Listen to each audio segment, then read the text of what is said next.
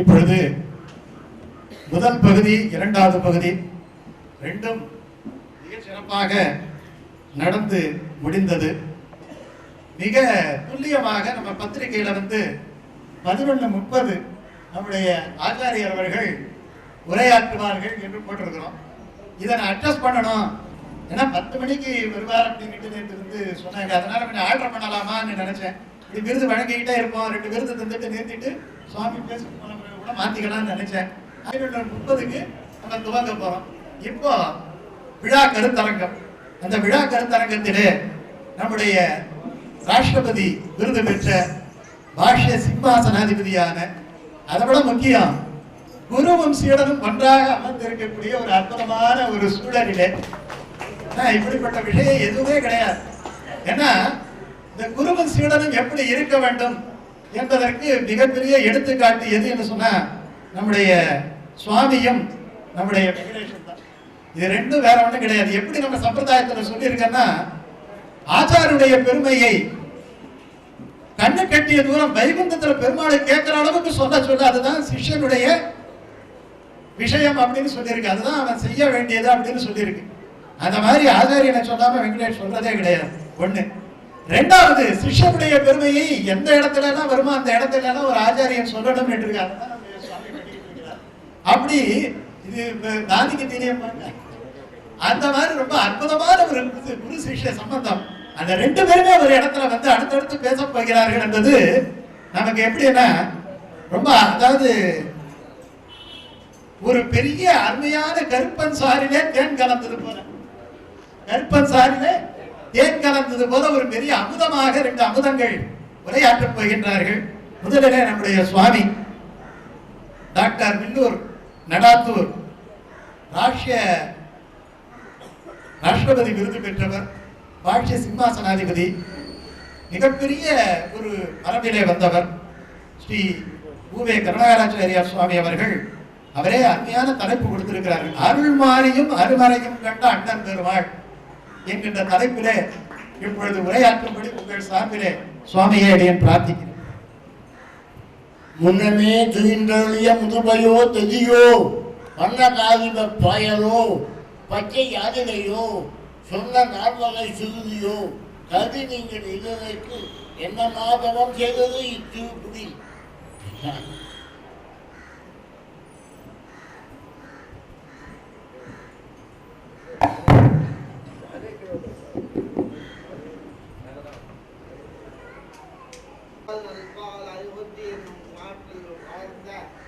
வடுவூர் அயோத்தியில ஆசுகவி எல்லா விதமான மஞ்சு ராமாயணம்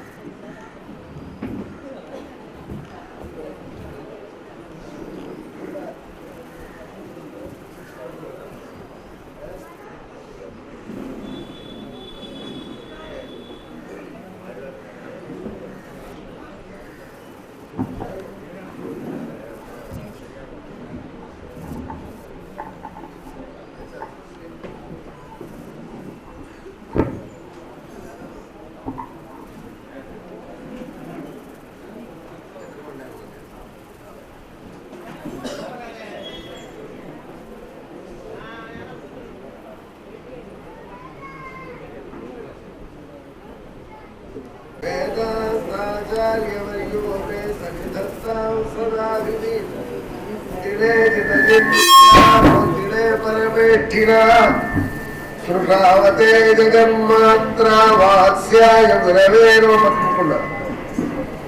यत्पिम्पणो यतिपदेर्वरनारविन्दात् विश्रामदेव निधते निगमान्तभाष्यम् तस्यैव तं भगवतः प्रियभागिनेयम् वन्दामहे वरदविष्णुपदाभिधेयम् तत्कुर्वता संसदि शिष्यवर्गान् अनन्यलभ्यैरखिलैस्वचिह्नैः श्रीभाष्यसिंहासनमात्मनीलम् यस्मै च दत्तं यतिशेखरेण यो नित्यमच्युतपदाम्बुजयुग्मरुग्म व्यामोहतस्तदितराणि तृणाय मेने अस्मद्गुरोः भगवतस्य दैकसिन्धोः रामानुजस्य चरणौ शरणं प्रपद्ये कलयामि कलिध्वंसं कर्मं लोकदिवाकरम् यस्य गोभिप्रकाशाभिः आदित्यं निगतं नमः தலைப்பு நல்லா இருக்குன்னு சொல்லிட்டா. அதனால உபன்யாசமும் நல்லா இருக்கும். அவன் வாழ்த்தினால ஆக வேண்டும். இது உபன்யாசத்துக்கு ஒரு பின்னணி. நானே ஆசைப்பட்டேன் எங்களுக்கு உபன்யாசம் பண்ணணும். அவன் சொன்னா இங்க வந்தா மற்ற ஊர்னா பணம் கொடுத்து விருது வாங்கிப்பா, இங்க விருது வாங்கினா பணம் கொடுத்துட்டு போகணும் அப்படின்னு. நான் சம்பாதம் கூட நான் கூட அடியன் கூட நானே சம்பாதம் பண்ற உபன்யாசம் பண்ணிட்டு கேளுவோம். ஏன்னா அந்த டாபிக் எப்படிப்பட்ட டாபிக் அப்படின்னு சொல்லிட்டு டாபிக் என்னன்னு கேட்டா,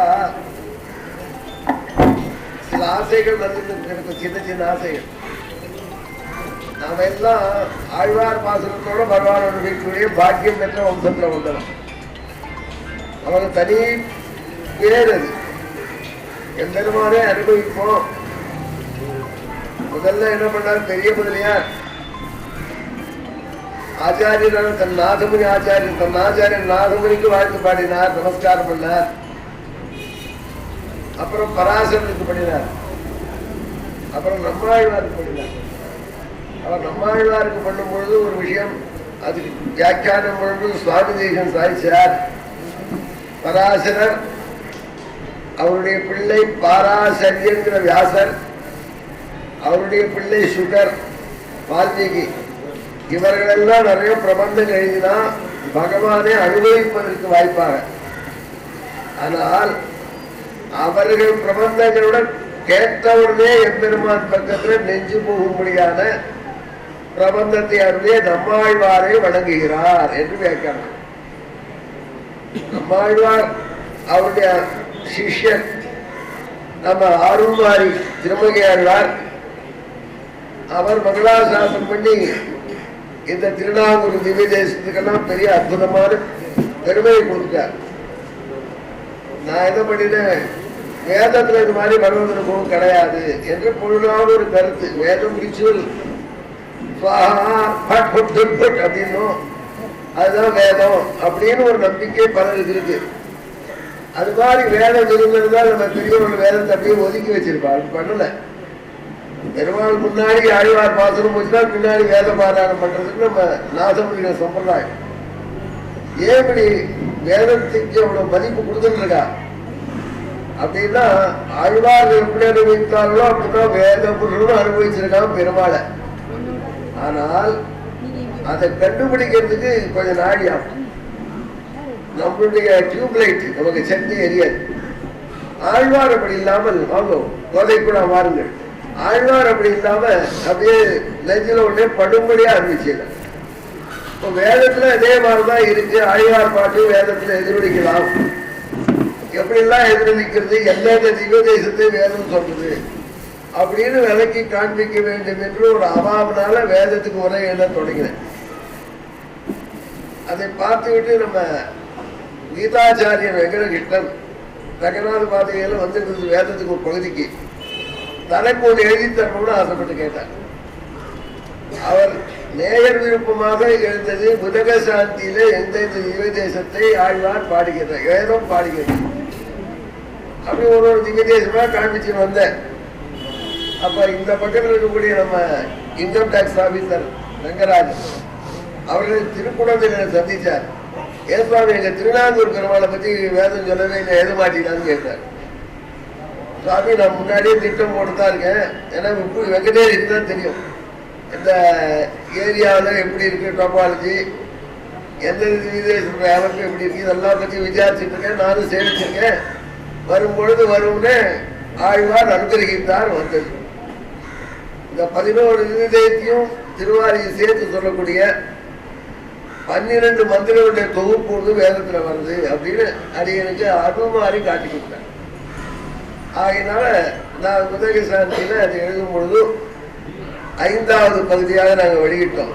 4வது வால்யூமா 4வது பகுதியாக அந்த புத்தகத்தை பார்த்து நன்னாயிருக்கு ஏவிஆர் சுவாமி எழுதியிருக்காரு. அதனால சுவாமி பூஜா கடாட்சிச்சிருக்காரு. அதுல அண்ணன் பெருமாள் மங்களாசாசனம் வரக்கூடிய பாசனத்தை மட்டும் இன்னைக்கு சொல்லக்கூடியதாக. சரி, இவ்வளவு தூரம் சொல்லிட்டேன். வேதம்னால தப்பா தானே இருக்கும், எப்படி புரிய போறது அப்படின்னு நினைக்கலாம். ஆழ்வார் தான் இருக்காரு காணிச்சு கொடுக்க. அவ்வளவுதான் திருமங்கி ஆழ்வார் காணிச்சுக்கிறார். எல்லாம் சலங்கொண்ட திருமணந்தை மண்மடந்தை அப்படி பெரிய பெரிய பாட்டெல்லாம் மற்ற ஊருக்கு போட்டுட்டு நாங்க மாமனார் ஊருக்கு வந்தவொடனே ஆழ்வார் சின்ன பாட்டா போட்டோம். மாமனார் கிட்ட ஜாஸ்தி பேசக்கூடாது, வீட்டா வேண்டாம் அப்படின்னு சொல்லி சின்ன பாட்டு இந்த பெருமாள் இருக்கிறதுலயே இவர் ஒன்று திருவள்ளக்குளம் பெருமாள் ஒரு பிராட்டி அவளுடைய பெருமையை பாடுகிறது என்று விளக்கப்படும். என்ன விசேஷம் கேட்டா, நான் சிட்டியோ போடலாம் என்ற ப்ரொஜெக்டரு எல்லாம் ரெடியாக தான் வந்திருக்கோம். இங்க இடமெல்லாம் அவ்வளோ வசதி இருக்காது அப்படின்றதுனால போடுறது இல்லைன்னா இன்னும் ரசிக்க முடியும் உங்களால். இந்த ராஷ்டிரபுத் மந்திரம்னு அந்த பகுதிக்கு பேர் வச்சிருக்கா வேதத்துல ஒரு மந்திரத்துக்கு பேர் அழகா வச்சுருவாங்க. அதுல ராஷ்டிரபுத் மந்திரங்களுக்கு 12 பயன்பாடு இருக்குது. ராஜ்யம் பெறணும்னு ஆசைப்பட்டா இந்த மந்திரத்தை வச்சு ஹோமம் பண்ணுங்கன்னு முதல்ல சொல்லிக்கிறாரு. தன்னை ஒத்தவழைச்சுக்கிட்டு தானே தலைவனா இருக்கணும் அப்படின்னு நினைச்சா இந்த மந்திரம் வச்சு ஹோமம் பண்ணும்போது சொல்லிச்சு. ஒரு கிராமமே தனக்கு சொத்தாக வேணும்னு ஆசைப்பட்டா இந்த மந்திரத்தால ஹோமம் பண்ணுங்கன்னு சொல்லி. சூதாட்டத்தை ஜெயிக்கணும்னு ஆசைப்பட்டா இந்த மந்திரத்தை சொல்றது கூட எல்லாம் தூரம் வேணும். ரொம்ப வலிமை மிகுந்தவனா தெரியணும்னு ஆசைப்பட்டா இந்த மந்திரத்தை எழுதுங்க. இழந்த செல்வத்தை மீட்க இந்த மந்திரத்தால ஹோமம் பண்ணுங்க. ஒரு ஆபீஸ் நடத்து அது ரொம்ப நொண்டியா இருக்கு, நடக்க மாட்டேங்கிறது. சர்க்கார் நடத்தக்கூடிய ஆபீஸ்கள் போல இருக்கு. அது நல்லா விறுவிறுப்பா செயல்பட்டு ஆசைப்பட்டா செயல்படாத நிறுவனம் செயல்பட இந்த மந்திரத்தால ஹோமம் பண்ணுங்க. ஒரு யுத்தத்தில் ஜெயிக்கணும்னா இந்த மந்திரம் ஹோமம் பண்ணுங்க. வைத்தியம் தெரிகிறதுக்கு இந்த மந்திரத்தால ஹோமம் பண்ணுங்க. எதிரிக்கு தீங்கு செய்ய இந்த மந்திரத்தால ஹோமம் பண்ணுங்க. அவருடைய எதிரிக்கு சோறு இல்லாத பொண்ணா இந்த மந்திரத்தால ஹோமம் பண்ணுங்க. சின்ன வயசுல வளமான ரிச்சான உறவினர்கள் ஒரு அவமத்திருந்தா அவளுடைய அவமானத்தை மாற்றி இன்னைக்கு நீ அவளை அவமதிக்கக்கூடிய பொசிஷனுக்கு வரணும்னா இந்த மந்திரத்தால ஹோமம். 12 விஷயம் குறித்து 13வதா ஒரு மோதாயம் என்ன பண்ணார், உதக சாந்தி ஜபத்துல இதை பயன்படுத்துங்கள். உதக சாந்தி ஜபம்லாம் பண்ணுவா. என்னன்னா ஒருத்தருக்கு வியாதி தீரணும், ரொம்ப பெரிய வியாதி இருக்கு. நம்ம சிகிச்சையே பெரிய டாக்டர், இன்னும் பெரிய டாக்டர்லாம் இங்க இருக்கா. ஆனா இதுக்கு மேல ஒரு டாக்டர் விஷயம் வேதம் இருக்கு. 45 நாள் இந்த மந்திரத்தால ஜெபிச்ச ஜலத்தால ஸ்நானம் பண்ணிவே அந்த ஆளுக்கு எந்த வியாதியாலும் போயிடும் சொல்லி எங்க பிராக்டிஸே 50 ஆயிடும் போல இருக்கு. எப்படி அந்த மந்திரத்துல போதாயிரம் மாதிரி வேதத்துக்கு தொகுப்படுத்துறார். அதுல இந்த இந்த 12 மந்திரத்துக்கு இடம் கொடுக்குறார். ஆனால் எந்த பயனையும் எதிர்பாராமல் பெருமாள் இதே மந்திரத்தை சொல்லி நம்ம பெரியவா போயிட்டு இருக்கான். அவன் என்னன்னா இந்த மந்திரத்தை கேட்டா எவ்வளவு திருவிழா ஓப்பான், அந்த திருவிழா ஓப்பே நமக்கு வேண்டும், வேற ஒன்றும் வேண்டாம்னு நினைக்கிறோம். ஆழ்வார் இப்படி 14 பயன்பாடு இருந்தது. அந்த 14 பயன்பாடுல இந்த பெருமாளைத்தான் சொல்றது. இந்த சாரு திருவிழா காசிக்கிற மந்திரம் எப்படி கண்டுபிடிக்கிறேன்னா, உங்களுக்கு தெரிஞ்ச பாசனம் தானே இது. 4ஆம் 7ஆம் திருமணி தொடர்ந்து நூறு பாசனம். கண்ணார் கடல் போல் திருவேணி தரியாய் கண்ணார் மறைவென்றி கொள்வார் மண்ணு நான்கூர் திண்ணார் மதிசூர் திருவள்ளக்குளத்துள் அண்ணா அடியே நிடரை கடையாயே. ஆழ்வார் எவ்வளவு பெரிய மகாகவி. தன்னுடைய பாட்டை தானே காப்பி அடிக்க வேண்டிய நிர்பந்தம் அவருக்கு இல்லை. இங்க என்ன பண்ணினார், இந்த பெருமாளை அண்ணன் பெருமாளை மங்களாசாசனம் பண்ண தொடங்கிய ஆழ்வார் கண்ணார் கடல்னு ஆரம்பிச்சார். இந்த கண்ணார் கடல் ஏற்கனவே ஒரு திருவடி தொடங்கியிருக்கார். முதல் 10ஆம் திருமொழி அது. கண்ணார் கடல் சூழ் இலங்கை இறை வந்தன் தின்னாகம் விளக்க சரம் செலவித்தாய் வெங்கட மாவலமேய அண்ணா அடியேடரை களையாயே. 4வது அடி அந்த அண்ணா அடியேடரை களையாயேன்னு பாடினார். இங்கே 4வது அடி மாற்றி பாடப்படாது. அங்கிருந்து தங்க மாமனாரத்துக்கு வந்தாரு, இந்த பெருமாளை சோத்திரம் பண்ணாரு. அதே கண்ணான்னு ஆரம்பிச்சிட்டார். கண்ணார் கடல் போல் திருவேணி கரியாய் மேகசியாமலனே, நீலமேகசியாமல சமுத்திரம் போன்ற கலரை உடைய பெருமானே. அதெல்லாம் சரி. கண்ணார் முனைவென்றி கொள்வார் மன்னனாங்கூர். இந்த ஊர்ல பெரிய கெட்டிக்கார வேதம் படிச்சவா 4000 பேர் இருந்தா. நாங்கே 4000, இல்லை 3000. அந்த 4000 பேருக்கு ஸ்பெஷல் தான். அவளுக்கு மிலிட்ரியும் தெரியணும் தான். சோழராஜனுடைய நாட்டில் உள்ள பூந்து அடிச்சு இது வரைக்கும் வந்தவரை இவர்கள் விரட்டி விட்டார்கள் தெரிந்து சொல்றார். அப்பேற்பட்ட வலிமை மிகுந்தவர்கள் இருந்தா.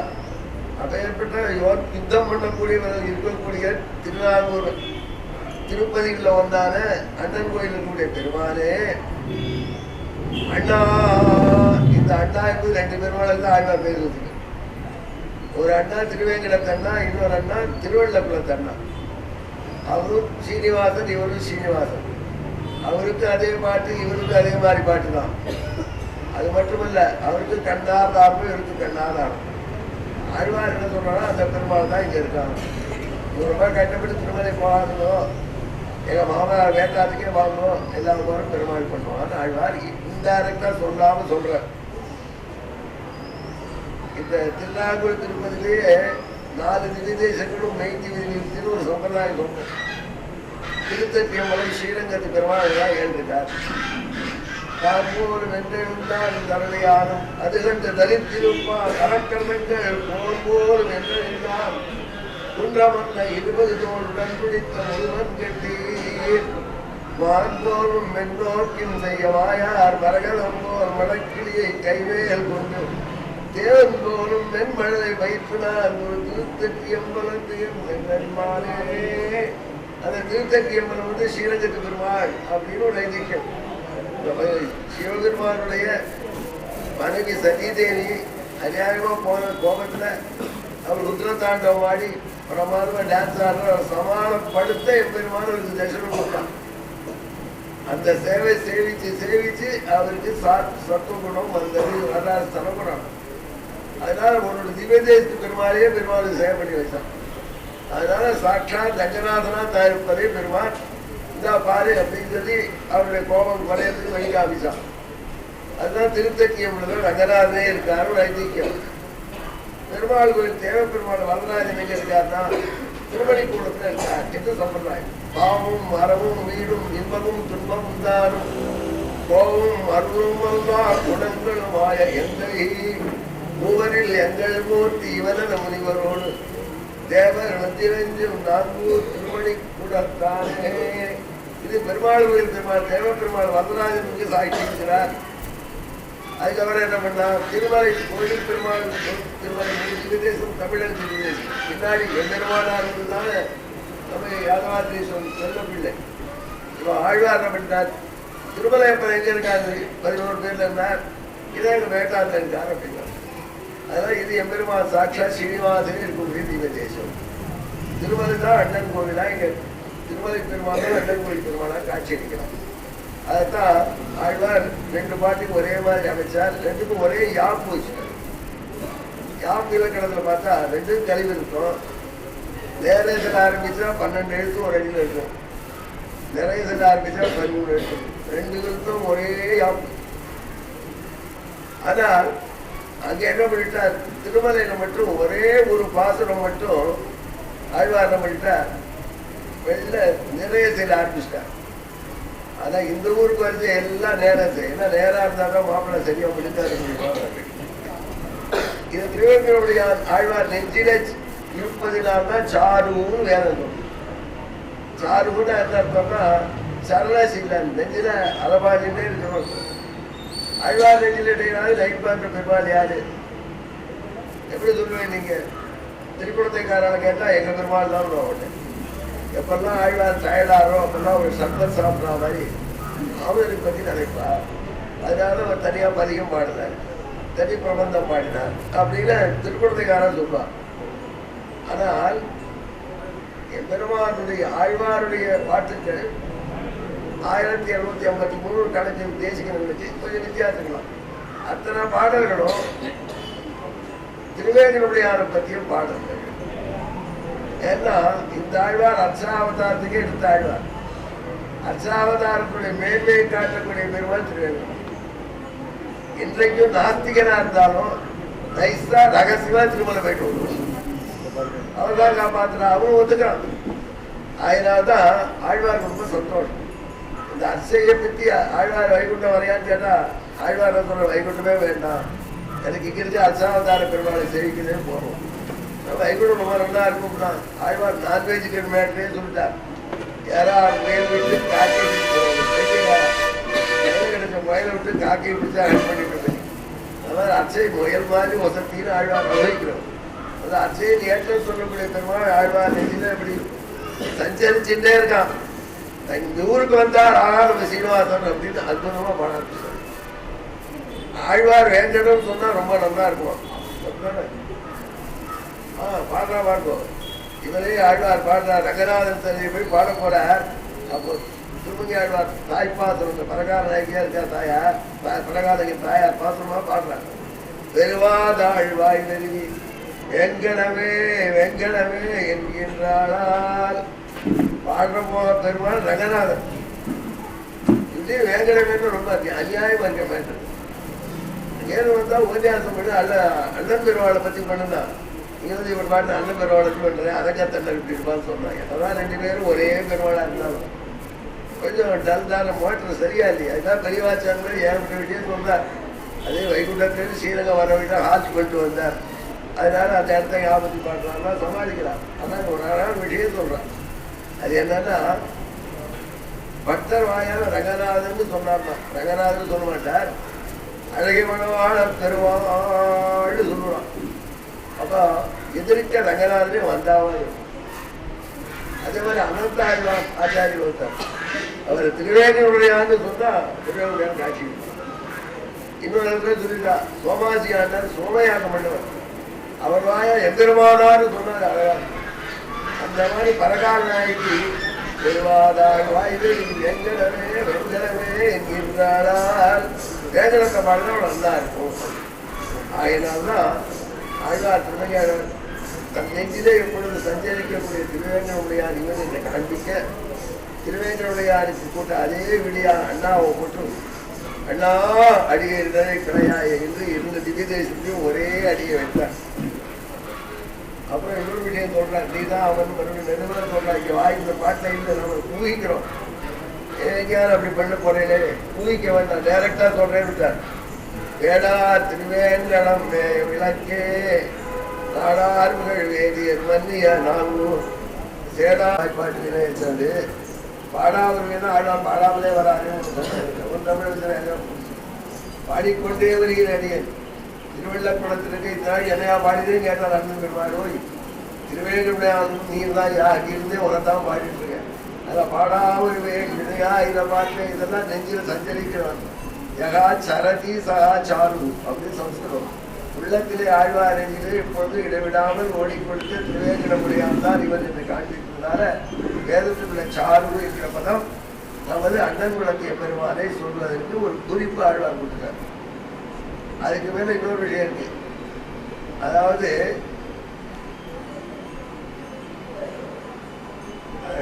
ஆழ்வார் என்ன பண்ணார்,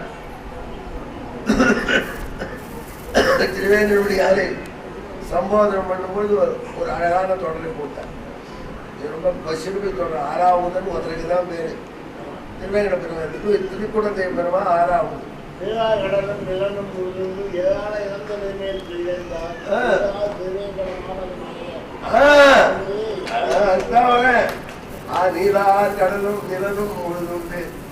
ஈராம் இழந்தாய் சீரா திருவேங்கட மாமலமே 6ஆவதே கடலாய். அந்த 6ஆவதா இங்க இருக்கான்.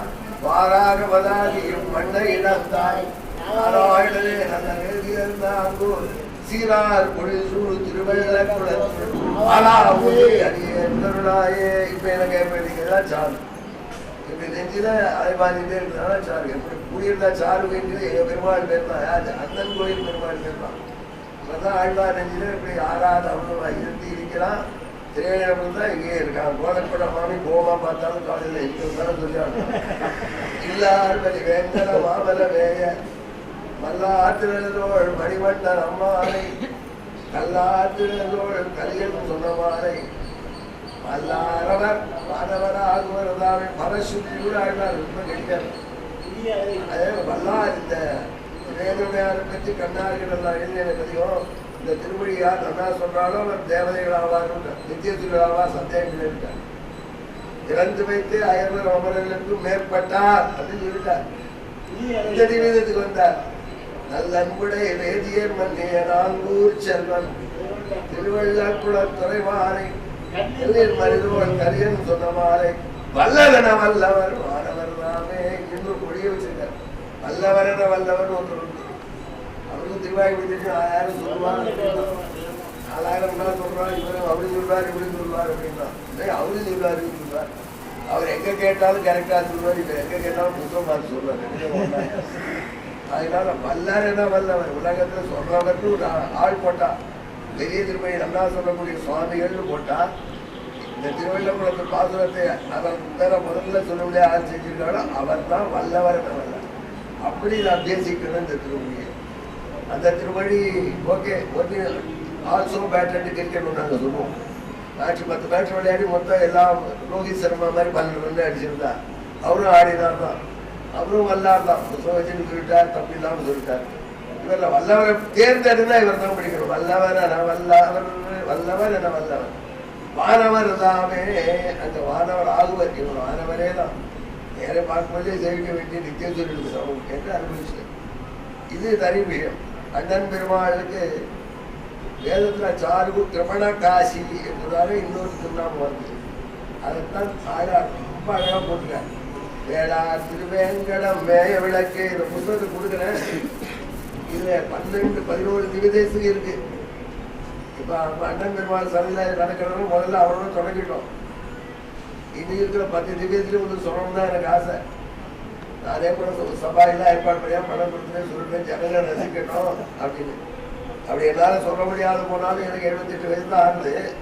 அது சொல்ல முடியாத போனாலும் வெங்கடேஷ் காரணம் பண்ணுறதுக்கு இருக்குதான் கவலை இல்லை. வெங்கடேஷ் சொல்லிட்டார், நீ சொன்னியாரும் கொஞ்சம் புரிய முடியாது சொல்றேன், ஆயுதத்தை சொல்லுவேன். வேடா திருவேங்கடம் மேய விளக்கே. விளக்குன்னா என்ன அர்த்தம்? விளக்குக்கு இன்னொரு விளக்கு வேண்டாம். ஏண்டி அந்த விளக்கு எங்க இருக்கு அப்படின்னா ஏற்றி வச்ச விளக்கு எங்க இருக்கு, பணம் ஏற்றி இருக்கு அப்படின்னு. அதே மாதிரி எம்பெருமா தன்னுடைய சொரூபம் என்ன, தன்னுடைய பண்பு என்ன, தன்னுடைய குணங்கள் என்ன, எல்லாத்தையும் தானே காண்பிச்சு கொடுக்கிறது அச்சாவதான். திருவள்ளுவர் விளக்கு மாதிரிதான் இருக்கான். அந்த வேளாண் திருவேங்கட விளக்கு தான் இந்த ஊர்லயும் ஜொலிக்கிறது.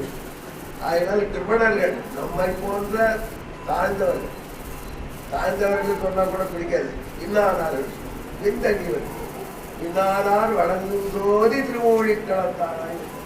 நம்ம ராமநாதன் திட்டனாரே எம்பெருமான் அவதரித்த காலத்துல இல்லாத போய் இன்னைக்கு லேட்டா 20-25 வந்திருக்க நாமக்குமே நமக்கும் தன்னை காட்டி கொடுத்து தன்னுடைய அருமையும் பெருமையும் காட்டி கொடுக்கக்கூடிய அச்சாவதார மூர்த்தி ஆகினால அவருக்கு தலைவரான திருவேங்கடமுடையாரை திருவேங்கடம் வேய விளக்கு என்று காண்பிச்சு அவன் தான் நீண்டார். அத கிருபணர்களுக்கு இடையிலே பின்தங்கியவர்களுக்கு இடையிலே பிரகாசிக்கக்கூடியவன், நன்கு ஒளிரக்கூடியவன், விளக்கு போன்று இருக்கக்கூடியவன் என்பதனால திருமணா காசி என்று வேதம் கூறும். திருப்பணேஷு பாவேஷு ஸ்திதேஷு காசதி இது திருப்பண காசி வேத பாஷம். ஒரு வேடிக்கை மாதிரி இந்த மந்திரம்லாம் வேதத்தில் சொல்லியிருக்கேன். இந்த மந்திரத்தெல்லாம் சொல்லும் பொழுது யாரை சொல்றான்னு ஒரு உருவம் முன்னாடி வரணுமா இல்லையா? சிவபிரகாசிக்கா பாட்டில் சாதிச்சிட பெரிய விஷயம். கடவுளுக்கு வடிவே இல்லைன்னு சொன்னா அதை தியானமே பண்ண முடியாது. பெரிய அடிப்படையான ராமானுஜ சித்தாந்த அடிப்படையான கோள் சேவிக்கிறான். அந்த சிஷ்யன் சொல்றான், முக்கிலே பேரவை குழந்தைக்கு முட்டைச்சு ஒட்டை கொட்டு வந்தேன், அப்படியே ஈயச்சொம்பு வாங்கிட்டு ஊருக்கு வரையணும். அவங்க சேவிக்க மாட்டோம் போறது. எந்த அழைப்பு தெரியாது. ஆனால் திருவேங்கடம் கூட தெரியும். என்ன பெருவாளா அப்படின்னு மொட்டை போட்டேன்னு அவரையும் செஞ்சு அதனால இங்கதான் விளக்கா இருக்கா கிருபண காசியா விளங்குறான். அது ரொம்ப அழகா பிரார்த்தனாசனத்தினால இந்த பாவத்தை வேதம் சொல்லுது. சாரு கிருபண காசி. அதுக்கப்புறம் அவனுக்கு இன்னொரு வீடு, அந்த சாரு கிருபண காமோ கந்தரம், காமன் மக்கள் என்ன ஆசைப்படுறாலும் அதை வருஷிக்கலாம். பிரார்த்தனாசனமாக கேட்டு இந்த மூன்றும் சேர்ந்து நம்ம அண்ணன் பெருமாளை காட்சி கொடுக்கிறோம் மந்திரமா. அப்படி ஆழ்வார் பாட்டாலும் பிடிச்சிருக்கோம். அவருக்கு மனைவி பிராட்டியை சொல்றது இந்த மந்திரங்கள்லாம் ஒரு விசேஷம். ஒவ்வொரு மந்திரத்திலும் முதல் பாதி பெருமாளை பிராட்டியை சொல்லுவோம், ரெண்டாவது பாதி பிராட்டிக்கு வணக்கம் முடிக்கும். துவய மந்திரங்கள் தான் இதெல்லாம், ஒரு வித துவயம். இதுல ரொம்ப அற்புதமான விஷயம் என்னன்னா, அந்த பெருமாளுக்கு ஆதி என்பவள் மனைவி. ஆதி மனைவியா? ஆதினா முன்னூறு, ஆதினா சாஸ்திரம் மனோவியாதிக்கு பேரு. அந்த மனோவியாதி அர்த்தத்துல சொல்லுங்க. தீயதே இது ஆதி தந்து பகவான் பக்கத்துல வைக்கப்பட்டிருக்காரு பிராட்டிங்க. ஏன் அப்படின்னா, எந்த பிராட்டினால் திருவேங்கனுடைய உள்ள காரியம் பண்ணினாலும் அந்த பிராட்டி திருச்சானூர்ல இருக்கா, பெருமாள் மலை மேல இருக்க. தாயாரை கீழே சேர்க்கணும், மலைக்கு போய் பெருமாளை சேர்க்கணும். அண்ணன் கோயில் அப்படி இல்லை, பக்கத்தையே பிராட்டி வச்சிருக்கோம்.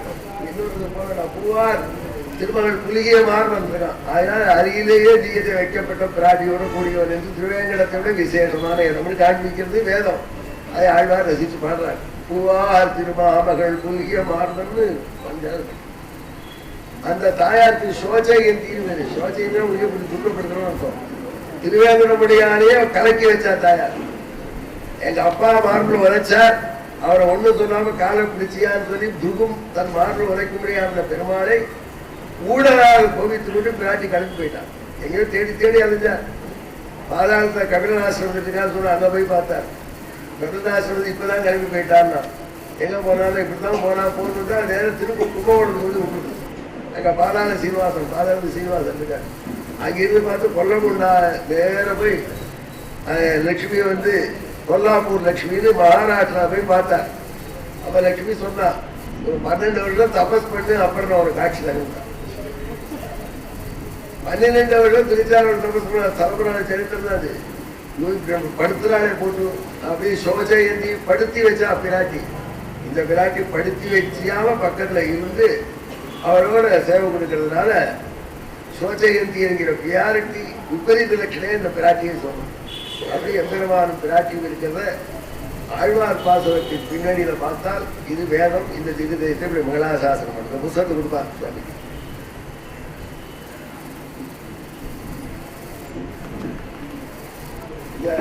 இந்த புத்தகத்துக்கு விலை இருக்கு, அதனாலும் வாங்கி படிக்கிறவாளுக்கு நான் கொடுக்க சொல்றேன். புத்தியா இந்த இடத்துக்கு வந்த மட்டும் விலையில் அண்ணன் இன்றைக்கு மட்டும் படிக்கிறது தான் வேலை. ஏன்னா படிக்கிறதுக்கு தான் காட்டணும்.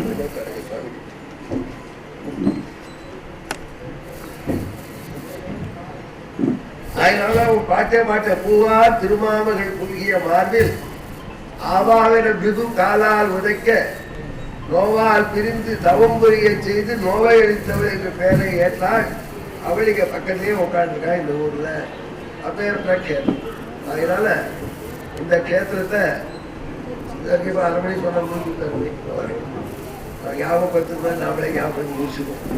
அண்ணா வெள்ளை அழைத்து ஆயுள் அளித்தா. இந்த கேத்திரம் அண்ணாவுக்கு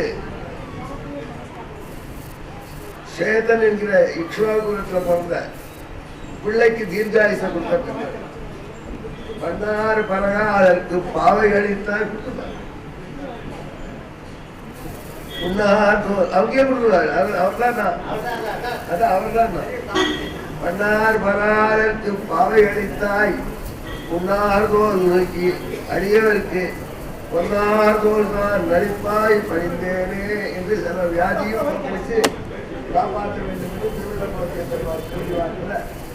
இந்த மந்திரத்தை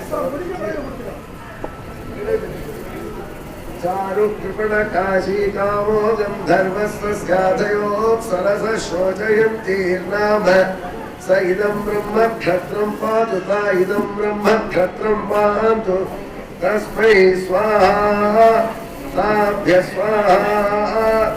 ஒரு சமுத்திர ஸ்லோகம் திருத்தமர 108 தேசம் எழுதினார். அதோடு புத்துக்கணும். ஸ்ரீவெள்ளக்குளம் அண்ணனால இது பிராப்தம் பிரசித்த ஸ்தலே तीर्थं प्राप्तदन प्रभुर्विजयते पद्मावती संहितः तत्तद्योतकभाग्मुतः कलिकृता श्रीश्रीनिवासाविदः रुद्रश्वेतदुदीक्षितस्तदविश्वेततीर्थस्य नः என்று அண்ணாவை பிரார்த்திச்சுட்டு அந்த அண்ணன் நல்ல பேரா வச்சிருக்க அண்ணாத ஊர்ல எல்லாரும் தலைவரும் ஒத்துக்கிறவா இல்ல அதனால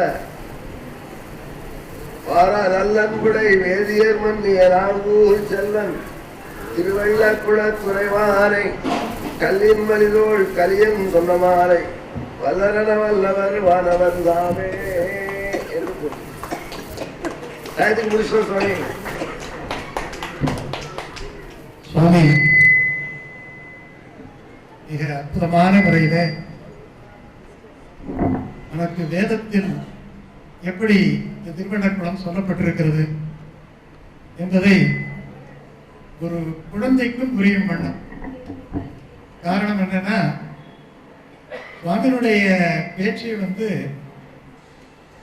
ரொம்ப எளிய மக்களிடத்திலே போய் சேரக்கூடிய ஒரு ரீச் அவருக்கு இருக்கு. இப்போ வெங்கடேஷ் பேசுற பேச்சுல பாதி பேச்சு சுவாமி கிட்ட இருக்கு. அதுக்கு பெரிய உதாரணம் சொல்லணும்னா, சுவாமி கூட ரோஹித் சர்மாவை சொல்றாரு, அவருக்கு ரோஹித் சர்மாவை சொல்றாரு.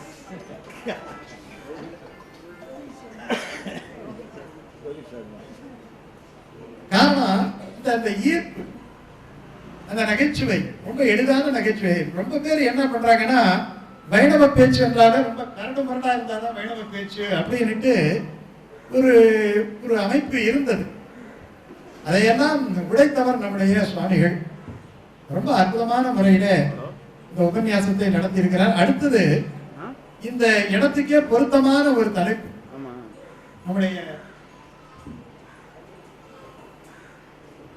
டாக்டர் ஸ்ரீ வெங்கடேஷ் சுவாமி சடகோபனும் கலியனும், அவருடைய தலைப்பு சடகோபனும் கலியனும்.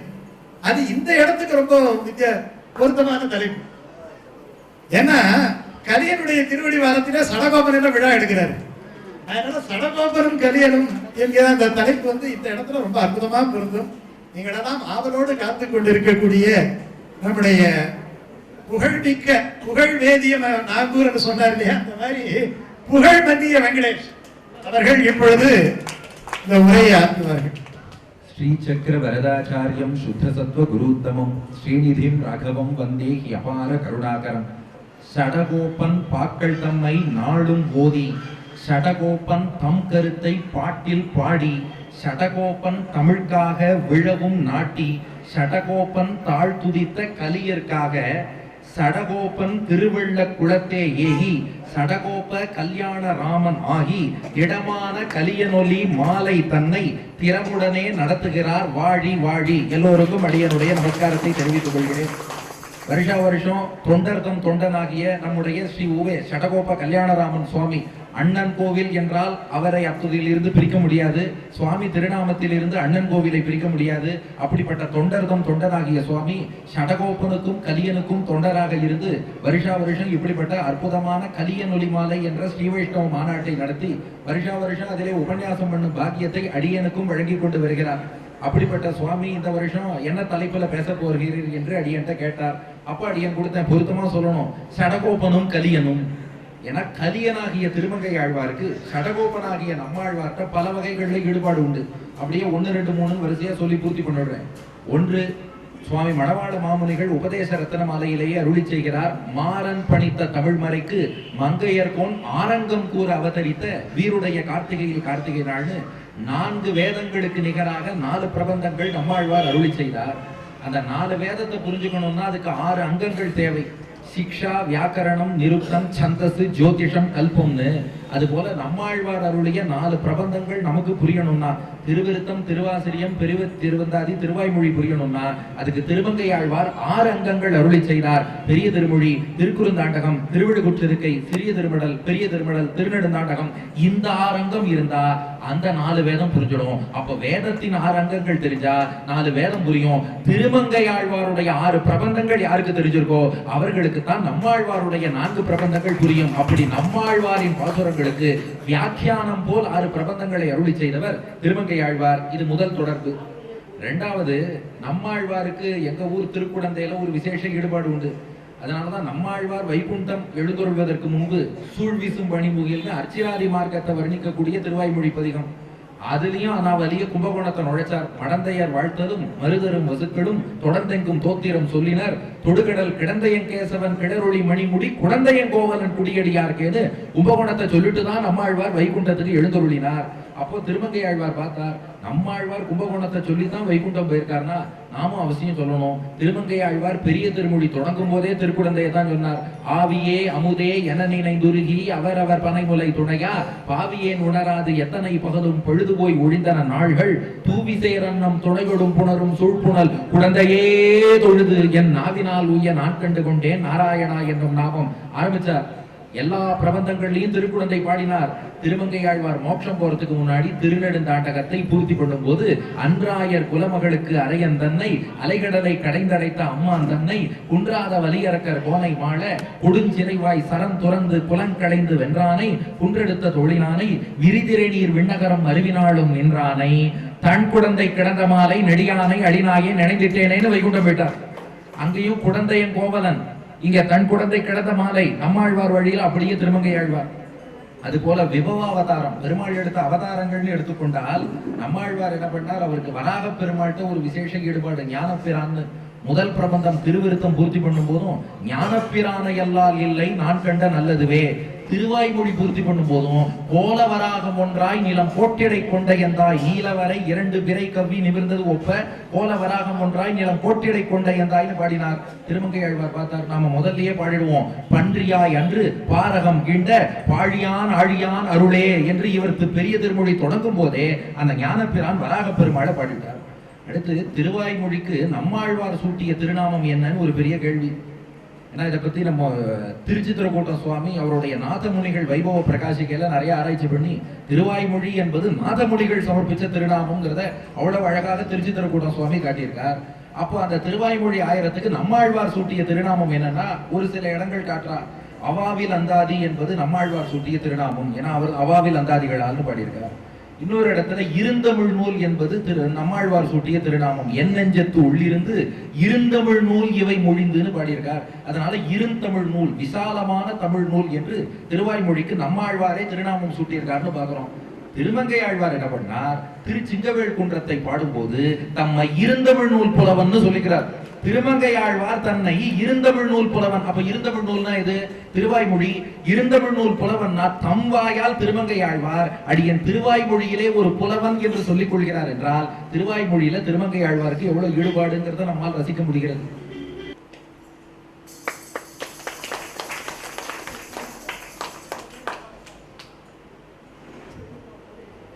இப்போ 4 விஷயம் பார்த்துட்டோம். இதோட 6 அங்கங்கள்னு ஒரு பாயிண்ட் பார்த்தோம், 2 அமுதன்ட்ட ஈடுபாடுன்னு பார்த்தோம், 3 வராக பெருமாள் பார்த்தோம், 4வது இந்த இருந்தமிழ் நூல் அப்படிங்கிற ஒரு விஷயம் பார்த்தோம். 5வது நம்மாழ்வார் தம்முடைய திருவாய்மொழியில பல தவறான கொள்கைகளை எல்லாம் கட்டிக்கிறார். அதுலயும் முதல் திருவாய்மொழியிலேயே கூட உளன் எனில் உளன் அவன் உருவமி உருவுகள் உளன் அலன் எனில் அவன் அருவமி வருவுகள்னு சூனியவாதிகளை கண்டிக்கிறார் என்று இது வீட்டுல வியாக்கியானத்துல நம்மளை காட்டுறார். அதாவது பௌத்த கொள்கையை சேர்ந்தவர்கள்லாம் எல்லாமே சூன்யம், எதுவுமே கிடையாது என்று சொல்கிறார்கள். இறைவனும் கிடையாது, உலகமும் கிடையாது, நீயும் கிடையாது, நானும் கிடையாது, எல்லாமே பொய், எல்லாமே வெறும் சூன்யம் என்பது அவர்களுடைய கொள்கை.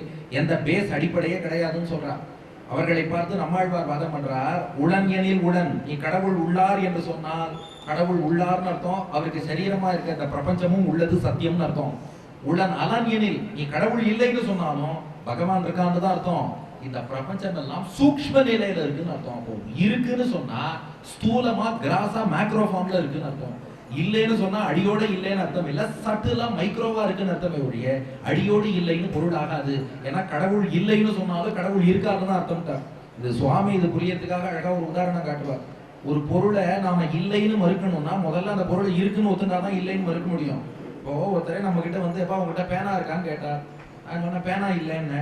பேனா இல்லைன்னு நான் சொன்னாலே உலகத்துல பேனான்னு ஒரு பொருள் இருப்பதான் நான் ஒத்துருட்டு அந்த பேனா என்கிட்ட இல்லைங்கிறேன். அது போல ஒருத்தர் கடவுள் இல்லைன்னு சொன்னாலே கடவுள்னு ஒருத்தர் ஒத்துண்டு எனக்கு அந்த கடவுளை புரிஞ்சுக்கிற கெப்பாசிட்டி இல்லைன்னு சொல்றாருன்னு அர்த்தம். அதனால கடவுள் இல்லை என்ற வார்த்தை கடவுளை இல்லைன்னு மறுக்கவே முடியாது. ஏன்னா இத கடோ நாஸ்தி நியாயம், எங்க இல்லை எப்ப இல்லைன்னு சொல்லணும். கடவுள் இல்லைன்னு ஒருத்தர் சொல்றாரு இல்லையா, அந்த வார்த்தைக்கே கடவுள் இருக்காருன்னு தான் அர்த்தமா. ஏன்னா கடவுள் இல்லைன்னா எங்க இல்லை, இங்கே கடவுள் இல்லை. இங்கே கடவுள் இல்லைனாலே பக்கத்து தெருவில் கடவுள் இருக்காருன்னு தான் அர்த்தம். இங்கே கடவுள் இல்லைன்னு ஒருத்தன் சொல்றான்னா என்ன அர்த்தம், வேற எங்கேயோ இருக்காருன்னு அர்த்தம்.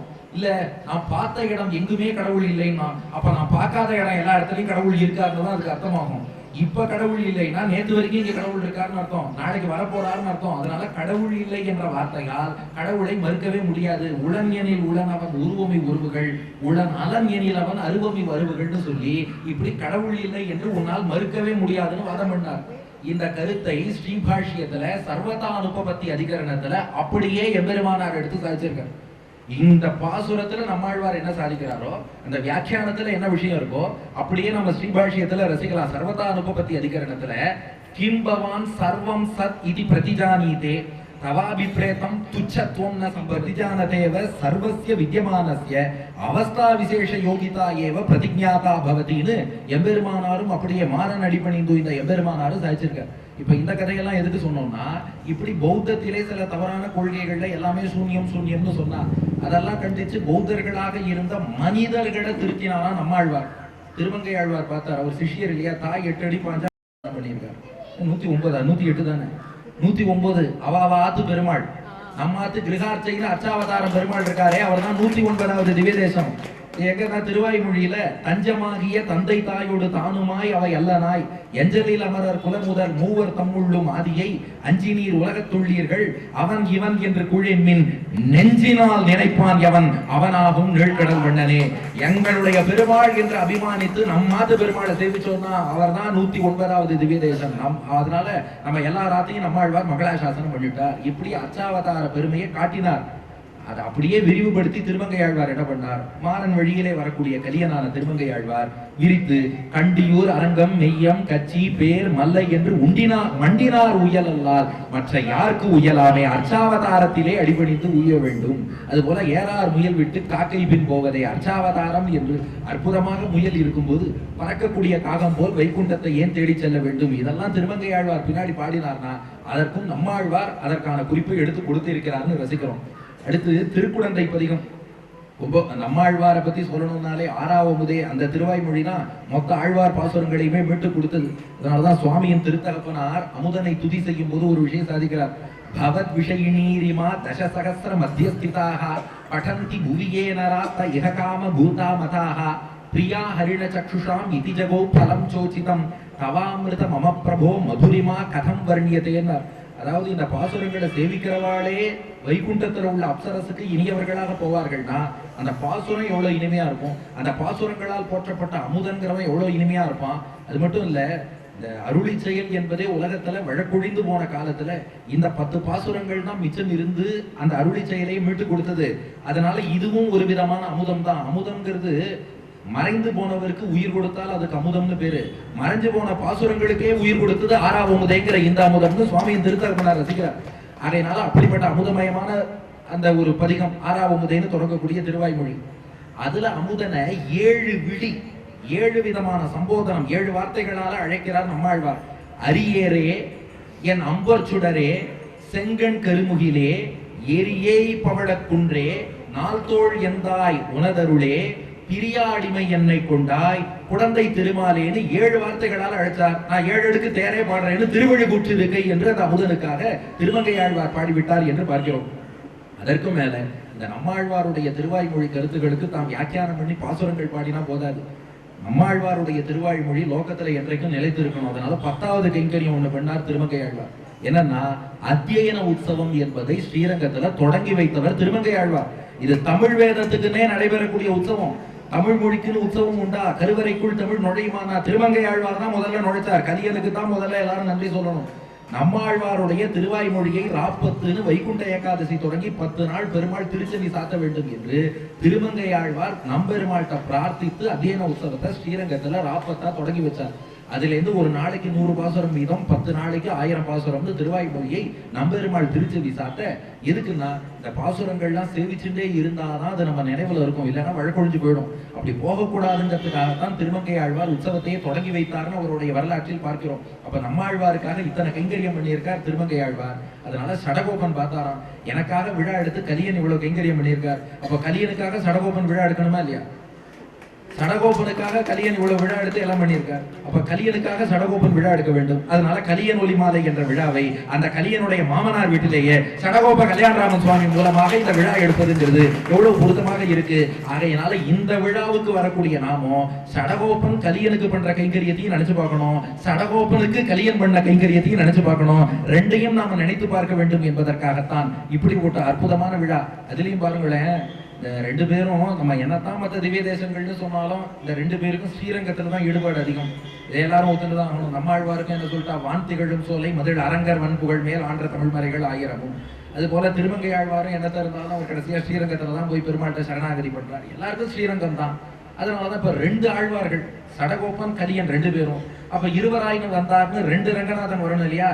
அதனாலதான் பாருங்க, ஒண்ணு திருச்சித்திரக்கூட்டம் சுவாமி, இன்னொருத்தர் நம்ம வரிச்சுக்குடி சுவாமி. 2 பேருமே அதே திருவரங்கநாதனுடைய திருநாமத்தை கொண்டவர்கள். அப்ப இருவராய் வந்தார்னு 2 ரங்கநாதன் வந்து சடகோபனையும் கலியனையும் அவா மங்களாசாசனம் பண்ண, சடகோபனும் கலியனும் அவர்களை மங்களாசாசனம் பண்ண. இது எல்லாத்துக்கும் மேல நாம இதெல்லாம் சொல்லணும்னா நமக்கு ஆச்சாரியனுடைய அனுகிரகம் இல்லாம நமக்கு ஒன்றும் கதி கிடையாது. அதனால கருணையின் சுரங்கமான ஆச்சாரியனே கண்ணெதிரில் இருந்து அவர் கட்டாட்சிக்க, அதன் மூலம் ஏதோ ஒரு வார்த்தைகள் அடியன் விஞ்ஞாபனம் பண்ணேன். அதனால இத்தோடு அடுத்தடுத்து நேரம் நிறைய இருக்கு. அதனால இத்தோடு அடியன் பூர்த்தி பண்ணிக்கிறேன். வாழி பரகாலன், வாழி கலிகன்றி, வாழி குறையலூர் வாழ்வேந்தன், வாழியரோ மாயோனை வாழ்வதியால் மந்திரங்கள் மங்கையர்க்கும் தூயோம் சுடர்மானவேல். நன்றி, வணக்கம்.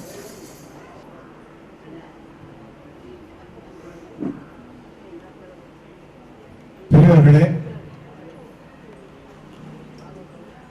ஒரு எக்ஸ்பிரஸ் ட்ரெயினை வந்து விரட்டி விரட்டி விரட்டி கொண்டு இந்த ஸ்டேஷன்ல சேர்த்தா எவ்வளவு வேகம் வரணுமோ அந்த மாதிரி.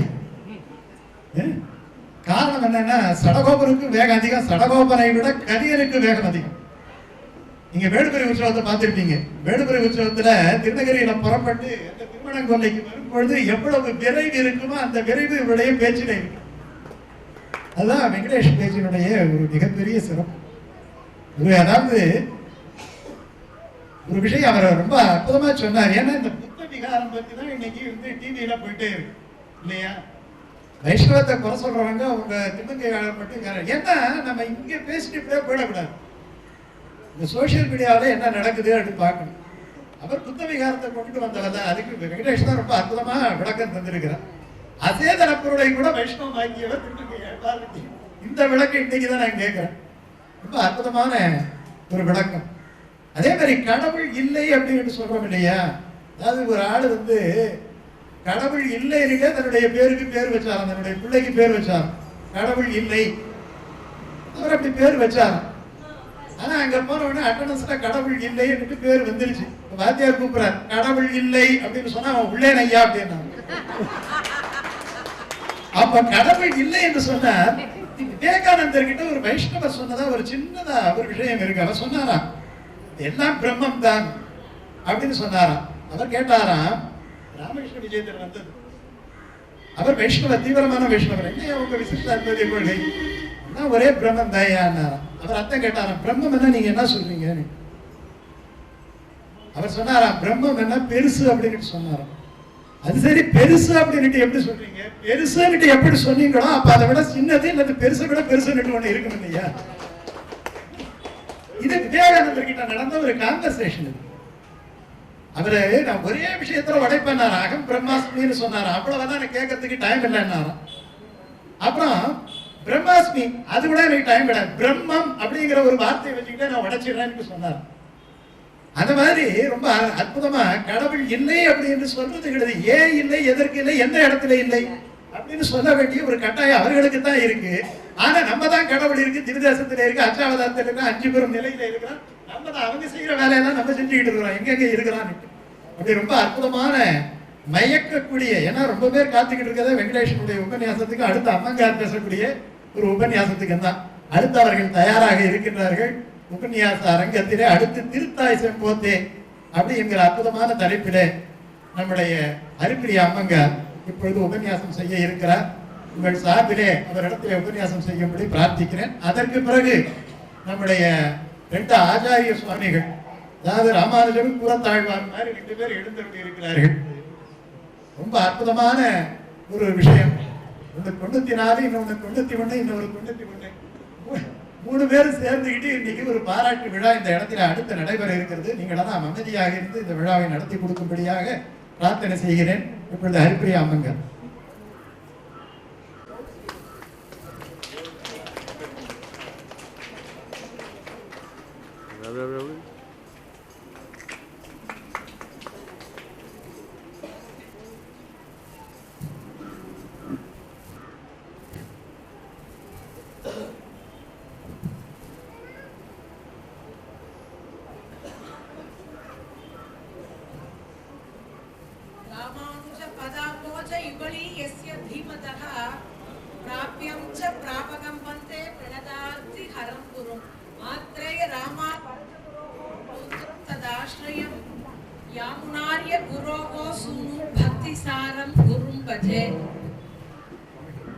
இது உண்டாகி இருக்கும் பொழுது இதிலேயே இந்த ஆழ்வாரால தரிக்க முடியாது.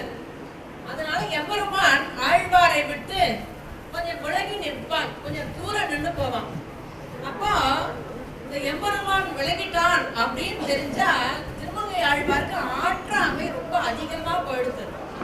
எம்பெருமானை எப்படியாவது அடைந்து விட வேண்டும் அப்படின்ற ஒரு மனோபாவத்தில் ஆழ்வார் வந்து விட்டார். அப்போ அதனால தரிக்க முடியல. எம்பெருமானை விட்டு பிரிந்து விட்டோமே, இது சம்ஸ்லேஷமாக இருந்த இந்த எம்பெருமான் இப்ப நம்மை விஸ்லேஷத்தில் விட்டு விட்டானே அப்படின்ட்டு ஆழ்வாரால தரிக்க முடியல அவருக்கு. அப்போ ஆற்றாமை, இந்த ஆற்றாமையை பார்த்து இவளால இப்படி தரிக்க முடியாத இருக்கிற நிலையை பார்த்து ஆழ்வார் என்ன ஆயிட்டார், தனக்கு தானே ஆழ்வாராக இருந்தவர் பரகால நாயகியாக மாறிவிட்டார். நாயகி பாவத்துல பகவானை அனுபவிக்க வேண்டும் அப்படின்னு ஆழ்வார் பரகால நாயகியாக மாறிவிட்டார். அப்ப இந்த பரகால நாயகி படுகின்ற ஆற்றாமையை பார்த்து திருமங்கை ஆழ்வார் தாய் பாசுரமாக இந்த பரகால நாயகி படுற அவஸ்தை எல்லாம் எடுத்து பார்க்கிறார். இப்படி இந்த பெண் வந்து இப்படி பித்து பிடிச்ச மாதிரி இருக்காளே, தரிக்க முடியாத போல இருக்காளே, என்ன பண்ணலாம், இதுக்கு என்ன ஆறுதல் அப்படின்னு பாக்குறா. ஒண்ணும் பண்ண முடியல திருத்தாயாரால. சரி பொண்ணுகிட்ட போய், அம்மா நீ இப்படியே நோவு பட்டுட்டேதான் இருக்கணும், அந்த எம்பெருமான் உங்ககிட்ட வரமாட்டான் அப்படின்னு சொல்லிட்டா அந்த பரகால நாயகி அவளுக்கு எப்படி இருக்குமா, வீட்டை விட்டு போயிடலாம் எம்பெருமான் கிட்ட. அந்த சாஸ்திர மரியாதையை குலைத்து கொண்டாது போய்விட வேண்டும். ஏன்னா எம்பெருமான் வந்து நம்மை அழைக்க வேண்டுமே தவிர நாமாக போய் நம் முயற்சியில் எம்பெருமானை பற்ற முடியாது. அப்ப அந்த சாஸ்திர மரியாதையை குலைத்து கொண்டு எம்பெருமானிடம் சேர்ந்து விடலாம் என்று ஓடி விடுவாள் என்று அஞ்சுகிறான். அப்படி இல்லைன்னா நீ இப்படியே நோவுபட்டு கொண்டு இரு, எம்பெருமான் வரும் பொழுது வரட்டும் அப்படின்னா இந்த பரகால நாயகிக்கு ஆற்றாமையினால் என்ன ஆகுமோ அப்படின்ற ஒரு பயம் வந்துடுத்து. அதனால என்ன நினைக்கிறா, நம்முடைய மகனிடம் இப்படி எம்பெருமான் வருவான் வரமாட்டான் என்று சொல்லி இந்த பரகால நாயகியை தேற்றுவதை காட்டிலும் நாமே எம்பெருமானிடம் சென்று நம் மகளின் நிலையை சொல்லுவோம் என்று இந்த திருத்தாயார் நினைத்து எம்பெருமான் கிட்ட இப்படி என் பொண்ணை விட்டுட்டு போயிட்டியே, நீ பரத்வத்தின் எல்லையில் இருக்கிறதாக நினைச்சிட்டு என் பொண்ணை கண்டுக்காம இருக்கியா அப்படின்னு சொல்லி ஒரு 10 பாசுரங்கள்ல பழமொழிகளை எல்லாம் சொல்லி இந்த திருமங்கை ஆழ்வாரின் திருவுள்ளத்தில் இருக்கக்கூடிய கருத்துக்களை எம்பெருமானிடம் தெரிவித்தார். அப்படியும் எம்பெருமான் பரகால நாயகிக்கு திரும்பி கண்டுக்கவே வரல. அப்போ ஆழ்வார் என்ன நினைக்கிறார், இப்படி ஒரு நிலையில நம்மள எம்பெருமான் இருக்க வைத்து விட்டானே என்று நினைக்கும் பொழுது இந்த பரகால நாயகி, அதாவது திருமங்கை ஆழ்வார் பரகால நாயகியாக மாறி இருக்கக்கூடிய நிலையில் அப்ப அந்த தாயார் சொல்றானா, எப்படியா சமாதானப்படுத்துவோம், இப்ப குழந்தைகள்லாம் அழைச்ச தோ வந்துடுத்து தோ கொடுத்துட்டேன்னு ஒண்ணு சொல்லி ஒரு அந்த நிமிஷத்துக்கு ஒரு சமாதானப்படுத்துற மாதிரி இந்த பரகால நாயகி கிட்டக்க கண்ணன் வருவான் அப்படின்னு நம்ம சொல்லிடுவோம். அந்த வார்த்தையை கேட்டு இந்த பரகால நாய்க்கு ஒரு ஆறுதல் அடையும் அப்படின்னு நினைச்சிட்டு திருத்தாயார் வந்து திருமங்கை ஆழ்வார் பரகால நாயகியாக மாறிவிட்டார். அவரிடம் வந்து கண்ணன் வருகிறான் அப்படின்னு சொல்றானாம். ஆழ்வாருக்கு என்ன வந்துருக்கோ ஒரே சந்தோஷமா, எம்பெருமான் வரப்போறான்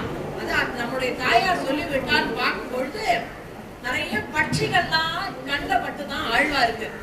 இந்த பட்சிகள்லாம் கண்ணில் படும்போது பட்சிகளுக்கு என்ன ஒரு விசேஷம் அப்படின்னா அது துவனி கொடுக்கும். ஒவ்வொரு பட்சியும் ஒவ்வொரு துவனி கொடுக்கும். இந்த பட்சிகளை பார்த்து சில பேர் சகுனங்கள் எல்லாம் பார்ப்பார்கள்.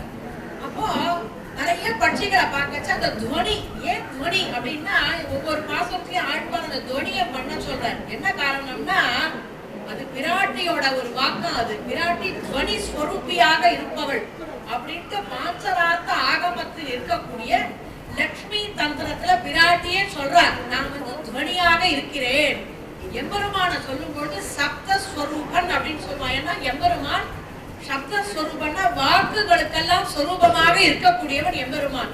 அப்ப எம்பெருமான் எங்கெங்கெல்லாம் சப்தஸ்வரூபனாக இருக்கிறானோ அவ்விடத்துல எல்லாம் பிராட்டியும் சப்தஸ்வரூபினியாக இருப்பவள். இத தாயாரே சொல்றார். அப்ப அந்த துவனியின் பரிச்ச பிராட்டியோட புருஷகாரத்தினால் இந்த பட்சிகள் எல்லாம் ஏதாவது நமக்கு ஒரு ஆறுதலா ஒரு வார்த்தை சொல்ல மாட்டாளா அப்படின்னு இவர் ஆற்றாமையில் இருக்க மாறுபட்ட வேறுபட்ட பொருளை கொடுத்தால் அது வழக்கு. ஆனா இந்த இடத்துல அந்த மாதிரி மாறுபட்ட பொருள் வரல. ஆனா ஒரே அர்த்தத்துலதான் ஆழ்வார் கொடுக்கிறார். திருத்தாய் செம்போத்தேன்னு ஆரம்பிச்சு மறுபடியும் முடிக்கச்சே திருத்தாய் செம்போத்தே முடிக்கிறார். திருத்தாய் செம்போத்தே, செம்போத்து பட்சியே எனக்கு நீ அனுகூலம் செய்ய வேண்டும். எனக்கு இப்பொழுது எம்பெருமான் இங்கே வர வேண்டும். அப்ப நீ என்ன அனுகிரகம் பண்ணணும் அப்படின்னா நீ இடமிருந்து வளமாக ஒரு பிரதர்சனம் பண்ண வேண்டும். அப்படி நீ பண்ணினா எனக்கு எம்பெருமான் இங்கே வருவான். திருத்தாய் அப்படின்னா அனுகூலிக்க வேண்டும் பிரார்த்திக்கிறார்.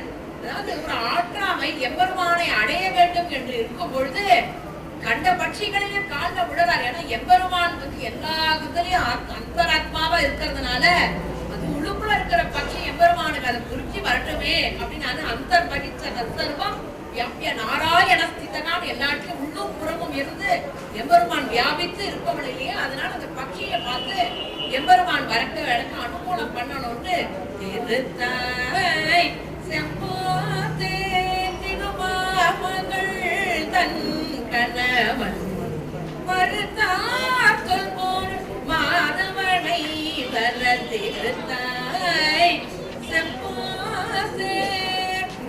திருமாமகள் தன் கணவன் முன்னாடி மாதவன் சொல்றார். பெரிய பிராட்டியார் அந்த திருநாமத்தை உடையவன் மாதவன் சொன்னாலும் இங்கேயே திருமாமகள் தன் கணவன் ஆழ்வார் சொல்றார். அப்படின்னா எல்லாத்துக்குமே புருஷகார போதே நமக்கு தாயார் தான்.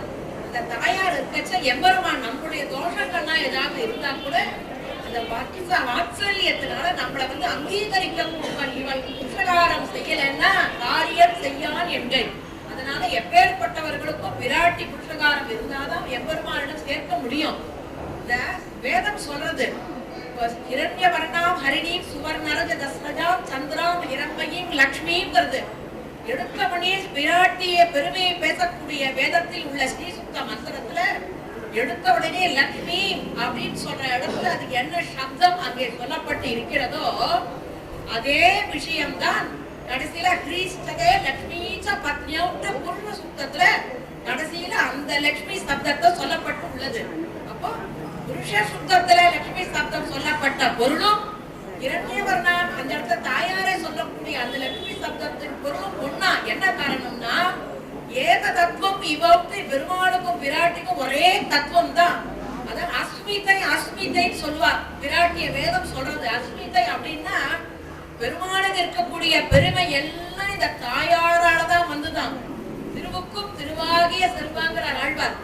இந்த பெருமை வர்றதுக்கு காரணமே பிராட்டி. பிராட்டி இல்லைன்னா அவருக்கு பெருமை வராது. அது மட்டும் இல்ல லட்சுமி தந்திரத்துல தாயார் சொல்றா இந்த பெருமாளை நான் வந்து எங்கேயாவது சேத்தனர்களை எந்த இடத்துலயாவது விட்டு கொடுத்துருவானோ விட்டு விடுவானோன்னு பயந்துட்டு நான் என்ன பண்ணிட்டு இருக்கேன் தெரியுமா?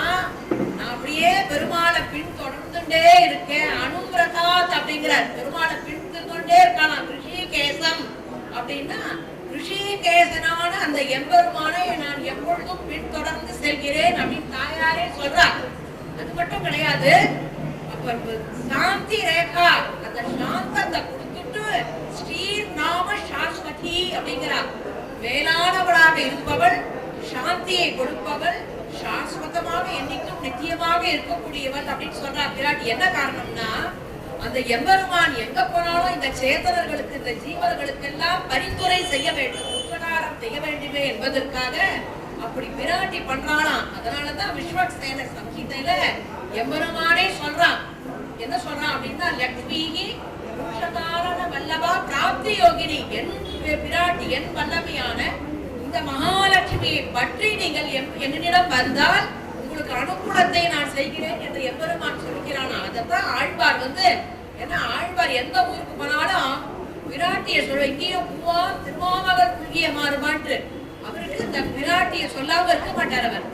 அதனால அப்பேற்பட்ட ஒரு புருஷகார பூஜையா இருக்க வேண்டும் என்பதற்காக இந்த இடத்துல திருமாமகள் தன் கணவன் சொல்லி அங்க ஒரு அடைமொழி விசேஷனம் எடுக்கிறார். மறுத்தார் தொல் போக்குகள். இப்போ இதுல 4 விஷயம் காட்டார். முதல் பாசுரத்துல முதல்ல சொல்லும் பொழுது திருத்தாய் செம்போத்தேன்ட்டு எனக்கு அனுகூலிக்க வேண்டும் செம்போத்திட்ட கேட்கிறார். அடுத்த விஷயம் வரைச்ச நமக்கெல்லாம் ஜீவர்களுக்கெல்லாம் எம்பெருமானை பற்ற வேண்டும் என்றால் விராட்டி புருஷகாரம் அவசியம் அப்படின்றதுனால அந்த இடத்துல விராட்டி திருமாமகள் தன் கணவன் அடுத்த விசேஷத்தை காட்டுறார். அதுக்கப்புறம் எம்பெருமான சொல்லும் பொழுது சாமான்யமா எம்பெருமான சொல்லாம மறுத்தார் தொல் புகழ்ந்தார். மறுத்தார்னா நல்ல மாலைகள் அணிந்து கொண்டு இருப்பவளாம். எம்பெருமான் எதற்கு மாலைகள் அணிந்து கொண்டு இருக்கிறான் அப்படின்னா, நம்மளோட வியாக்கியானத்துல பூர்வாச்சாரியர்கள் சாதிக்கிறார் ரக்ஷகத்துவம் அவனுக்கு. எம்பெருமான் லோகத்தை படைச்சுட்டா போராது. ஒன்னு சிருஷ்டி பண்ணிட்டு நாம பாட்டு இருந்துருவோமா, ஒரு குழந்தை பிறக்கிறதுனா அந்த குழந்தைய பிறந்ததுலேயே அதுக்கு காவந்து பண்றா இல்லையே, தாய் தகப்பன் பண்ணுச்ச. சர்வேஷாமேவ லோகானாம் பிதா மாதாச்ச மாதவகான், லோகத்துக்கெல்லாம் பிதாவாக இருக்கக்கூடிய தாயாய் தந்தையாய் மக்களாய் மற்றுமாய் முற்றுமாய் இருக்கக்கூடிய அந்த எம்பெருமான் ரட்சணை பண்ணணுமே. அந்த ரட்சகத்தின் அடையாளம் தான் மாலையாம். மறுத்தார் நல்ல மனம் மிக்க நறுமணம் உள்ள சர்வரசகா சர்வகந்தகா என்று இருக்கக்கூடிய அந்த எம்பெருமானுக்கு அந்த மாலை நல்ல தேன் நிறைந்த மாலை. மறுத்தார் தொல் புகழ். திருமாமகள் தன் கணவட்டு ஒரு விசேஷனம் சொல்றார். மறுத்தார் ரட்சகத்துவத்துக்கு அடையாளமாக எம்பெருமான் சாற்றி இருக்கக்கூடிய அந்த மாலையை இட்டு ஒரு விசேஷனம் சொல்றார். அதுக்கப்புறம் தொல் புகழ்றார். ஏன்னா எம்பெருமானோட புகழ் இப்ப சிருஷ்டி பண்ணா ஏதோ காமது பண்ணா இந்த ஜென்மால முடிஞ்சுடுத்து, ஏதோ ஒரு க்ஷணத்துல ஒரு ஆவேச அவதாரம் வந்தா முடிஞ்சுடுத்து இல்லாம அனாதி காலமா அந்த லோகத்தை எப்போ எம்பெருமான் படைச்சானோ லோகத்துக்கெல்லாம் காரணகர்த்தாவாக இருக்கக்கூடியவன் இல்லையா. அதனால அந்த எம்பெருமான் எப்படி இருக்கான்னாக்க ஆளவந்தார் சாதிக்கிறார். எம்பெருமான் எப்படி லோகத்தெல்லாம் படைச்சு அந்த எல்லா ஜீவராசிகளுக்கும் எப்படி தாயா இருந்து அந்த கசிய நாவேவே பிராத்வா நிகீரிய புனரு பிரதி தொதன்யனா கக்கேன வைஷ பரவானிதி சக்தி சக்தகான்னு சொல்றாரு ஆளவந்தார். அப்படி எல்லாருக்கும் லோகத்தை படிச்சு வயிற்றுல வச்சு காவல் பண்ணி இந்த லோகங்கள்லாம் பிரளயத்துல இருக்குச்ச அத்தனை ஜீவராசிகளை வயிற்றுல வச்சு காவல் பண்ணவனையே அப்படி ஒரு அச்சகத்துக்கு இருக்கக்கூடியவன். அதுதான் மறுத்தான் தொல் புகழ். அப்பேற்பட்ட ஒரு புகழை உடையவன் மாதவனை வர திருத்தாய் செப்போத்தே. முன்னாடி திருமாமகள் தன் கணவன் பிராட்டி விசேஷனம் பண்ற. ஆனா மறுபடியும் ஏன் மாதவன் சொல்லணும் அப்படின்னா அது புனருக்தி தோஷம் இல்லையா. ஏன்னா மாதவன்றது முன்னாடி சொன்னது புருஷகார பூஜையை சொன்னார். பின்னாடி எம்பெருமானுக்கு இயல்பாகவே மாதவன் ஒரு திருநாமம் உண்டுன்றதை காட்டுறதுக்காக மாதவனை வர திருத்தாய் செம்போத்தை. அடுத்தது இந்த செம்பத்தை என்ன பண்ணித்தான் ஆழ்வாரை பார்த்துதான் நம்ம இப்ப பறந்து இடமிருந்து வளமாக போனா ஆழ்வார் என்ன நினைச்சுப்பார், ஆஹா இது இப்படி பிரதட்சணம் வந்தது இப்ப எம்பெருமான் வரான் ஆழ்வார் நினைச்சுக்குவார். ஆனா ஒருவேளை இந்த எம்பெருமான் வரல அப்படின்னா நம்ம சகுனம் இப்படி பண்றது அப்புறம் லோகத்தாரெல்லாம் நம்மள நிந்தனை பண்ணுவார். இது எப்ப இடமிருந்து வளம் போறதாலும் காரியம் நடக்கும். ஆனா ஆழ்வார் விஷயத்துல இந்த எம்பெருமான் வரல, இனிமே இது இடமிருந்து வளம் போனா காரியம் நடக்காது, நம்ம பேர் வழி சுமத்திடுவா. அதனால நம்ம இப்படியே உட்காந்துருவோம், நாம எங்கேயும் பறந்தெல்லாம் போமாட்டான்னு செம்போத்து நினைச்சுதான் உடனே என்ன நினைக்கிற ஆழ்வார் பக்கத்திலே காக்கா உட்கார்ந்துதான். கரையாய் காக்கை முள்ளில்லாய் கருவா மூங்கில் போல் நிறதன் கரையாய் காக்கை முள்ளில்லாய் கருவா மூங்கில் போல் நிறதன் முறையார் தொல் புகழ் முத்தமனை வர கரையாய் காக்கை காக்கா பார்த்து சொல்ற. ஏன்னா பொதுவா ஒரு வீட்டுல காக்கா கத்திட்டுனா விருந்தாளி வருவான்னு அந்த காலத்துல சொல்லுவார். திருமங்கை ஆழ்வார்க்கு எம்பெருமான் தான் விருந்தாளி.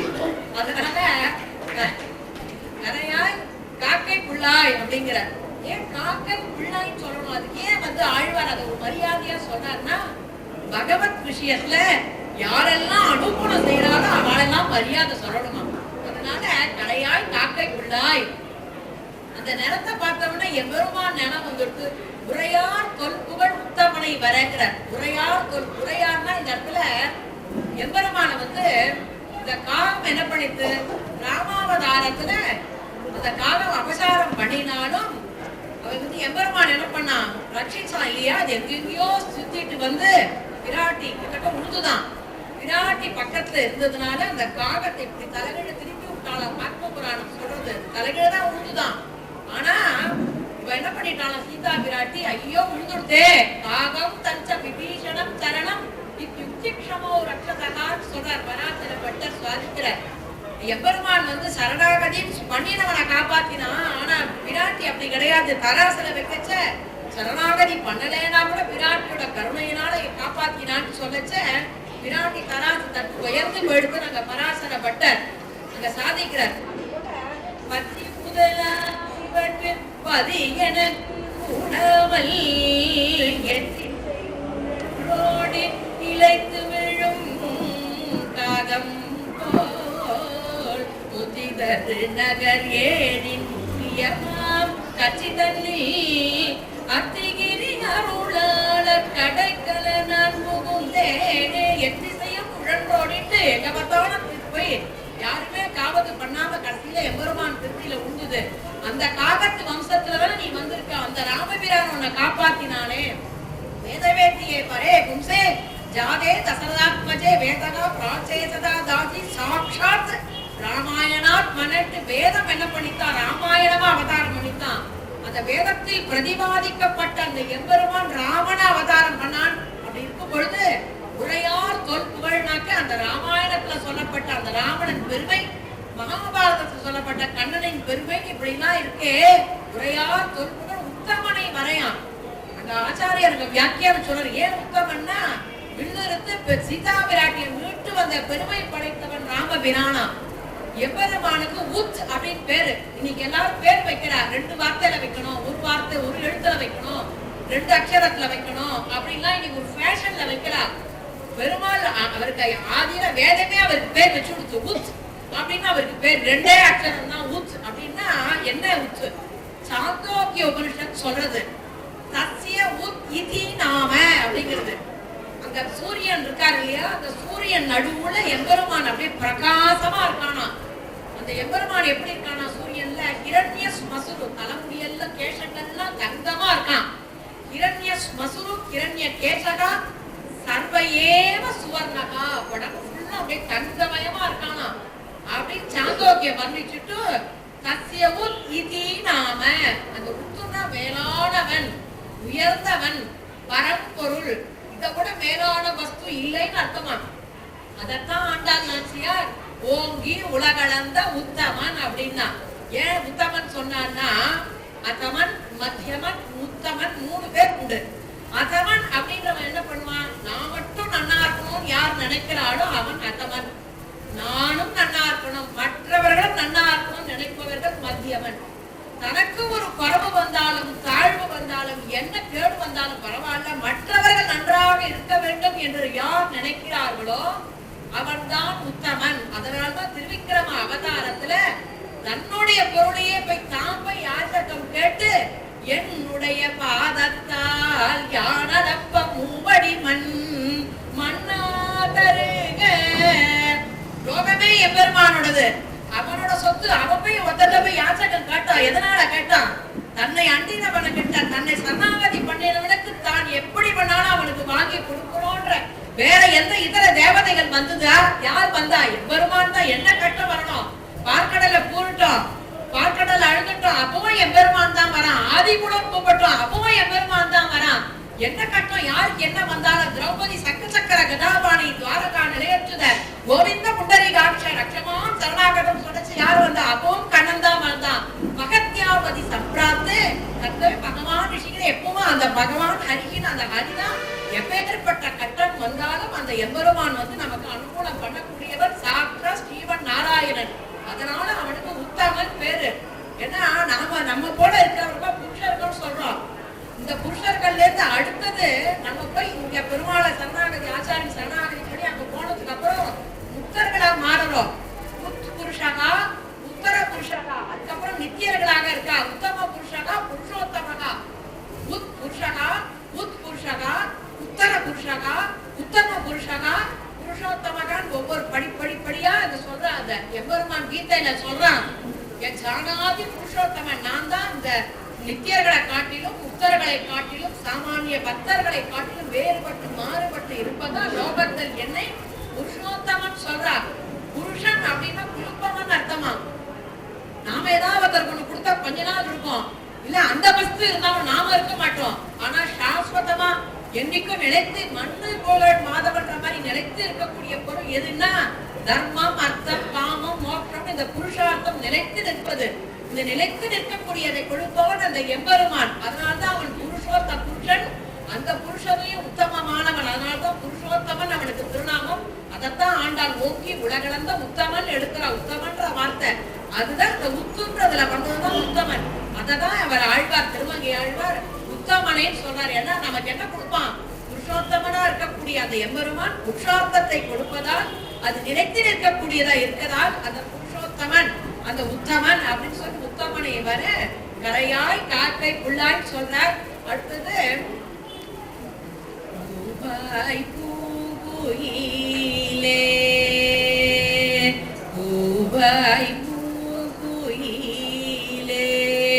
குளிர் மாறி தடு துகந்த மாவாய் கீண்ட மணிவண்ணனை வர மாவாய் கீண்ட மணிவண்ணனை வர மாவாய்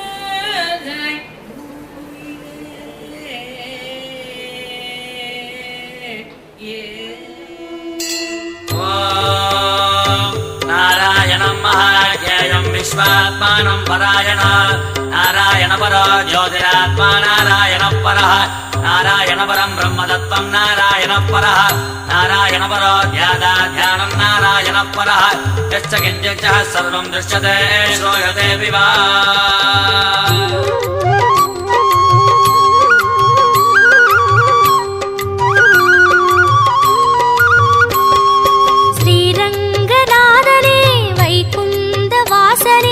அருள் தந்து காக்கின்ற பரந்தாமனே ஸ்ரீரங்கநாதனே வைகுந்த வாசனே அருள் தந்து காக்கின்ற பரந்தாமனே ஹரியே ஆனந்தம் பதமே ஆனந்தம் கிரியே ஆனந்தம் ஒளியே ஆனந்தம் ஹரியே ஆனந்தம் பதமே ஆனந்தம் கிரியே ஆனந்தம் ஒளியே ஆனந்தம். ஓம் சாந்தாகாரம் புஜகசகணம் பத்மநாபம் சுரேஷம் விஸ்வாகாரம் ககனசதுஷம் மேகவர்ணம் சுபாங்காம் லக்ஷ்மீகாந்தம் கமலநகனம் யோகிகிர்த்யானகம்யம் வந்தே விட்டும் பௌவயகரம் சர்வலோகைகநாதம். காவேரி தீர்த்தமும் பொன்வாசல் கோபுரம் உயிரெங்கும் உறவாடும் ஸ்ரீரங்கனே காவேரி தீர்த்தமும் பொன்வாசல் கோபுரம் உயிரெங்கும் உறவாடும் ஸ்ரீரங்கனே பதியே ஆனந்தம் பரமே ஆனந்தம் பிரம்மம் ஆனந்தம் பிரணவம் ஆனந்தம் பதியே ஆனந்தம் பரமே ஆனந்தம் பிரம்மம் ஆனந்தம் பிரணவம் ஆனந்தம். ஓம் ஜகத்பிரபம் தேவதேவம் அனந்தம் புருஷோத்தம சுவன்னாம சகஸ்ரேண புருஷः சததோதிதः தமேவ சார்ஜயன் நித்யம் பக்த்யா பூர்ணமவ்யயா ध्यायन् सुवर्णमस्सञ्च यजमानस्तमेव च. ஆழ்வாரின் பாசுரம் ஆண்டாளின் பாடல்கள் அன்றாடம் கேட்கின்ற ஸ்ரீரங்கனே ஆழ்வாரின் பாசுரம் ஆண்டாளின் பாடல்கள் அன்றாடம் கேட்கின்ற ஸ்ரீரங்கனே சயனம் ஆனந்தம் நயனம் ஆனந்தம் திருமண்ணானந்தம் திருவடி ஆனந்தம் சயனம் ஆனந்தம் நயனம் ஆனந்தம் திருமண்ணானந்தம் திருவடி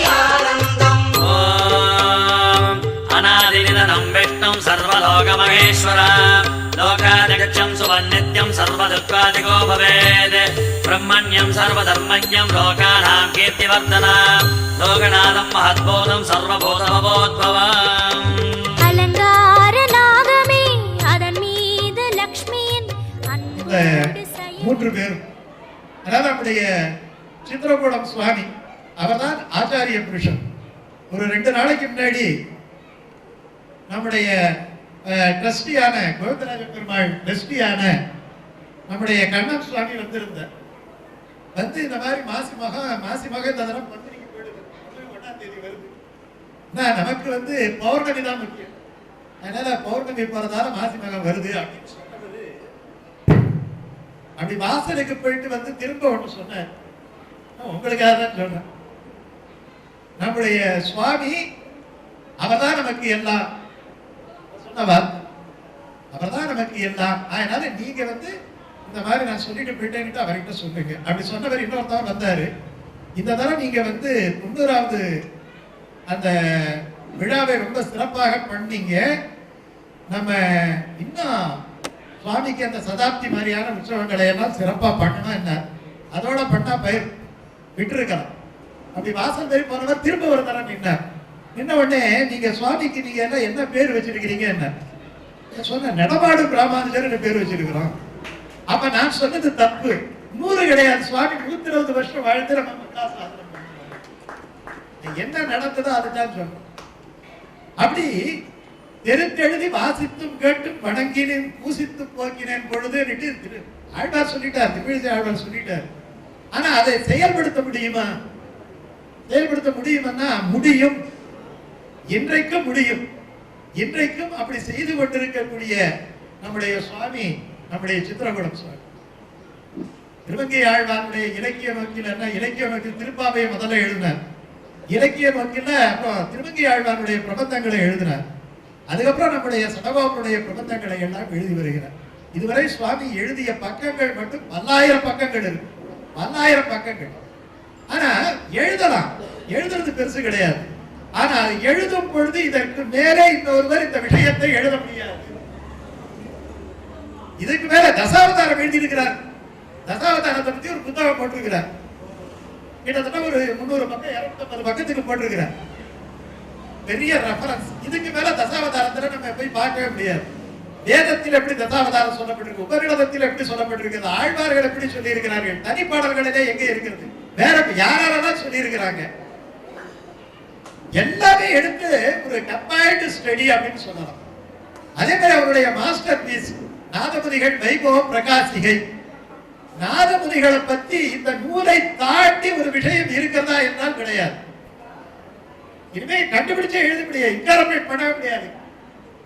எல்லா நூற்கட் காரணம் எந்தெந்த இடத்துல இருக்கோ அப்போ ஒரு அனாலிசிஸ் எடுத்துக்கிட்டோம்னா அதுக்கு 3 விதமான ஹைபோதீசிஸ் எல்லாம் இருக்கும்.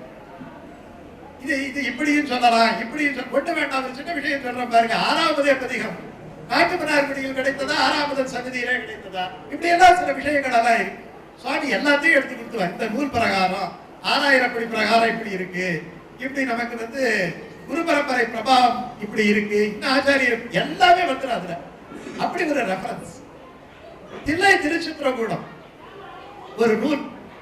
அந்த நூல் தில்லை திருச்சித்திரகூடத்தை பற்றி இருந்தாலும் கூட எல்லா திவ்யதேசங்களிலும் அந்த இடத்துல உற்சவங்கள் எல்லாம் எப்படி நடந்து வருகின்றன, ஒரு கோயில் ஆலயம் எப்படி இருக்க வேண்டும், மாத உற்சவங்கள் பட்ச உற்சவங்கள் எல்லாம் எப்படி எல்லாம் நடக்கின்றன, பிரம்மோற்சவம் என்றால் என்ன, அந்த பிரம்மோற்சவத்திலே வாகன சேவைகள் எல்லாம் எப்படி, அந்த வாகன சேவைகளுக்கு என்ன பொருள், இது எல்லாத்துக்கும் பொருத்தம்.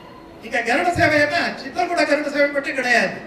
நீங்க திருவேக்கடம் கருட சேவை கூட எடுத்துக்கலாம், திருமலை எல்லா இடத்துலயும் கருட சேவைக்கு என்ன கான்செப்ட் அப்படி எழுதி நமக்கு உபகரித்தவர். இன்னும் சுவாமி எழுதிக்கிட்டே இருக்கிறார். அப்படிப்பட்ட சுவாமியை வந்து அது மட்டும் இல்ல, இந்த கலிய பெருமாளை இந்த அளவுக்கு நடப்பதற்கு காரணம் என்ன அப்படின்னு சொன்னால் அவருடைய திருக்கண் பார்வையிலே தான் இது நடந்து வருகிறது. அவருடைய திருக்கண், அவருடைய கடாட்சம் தான்.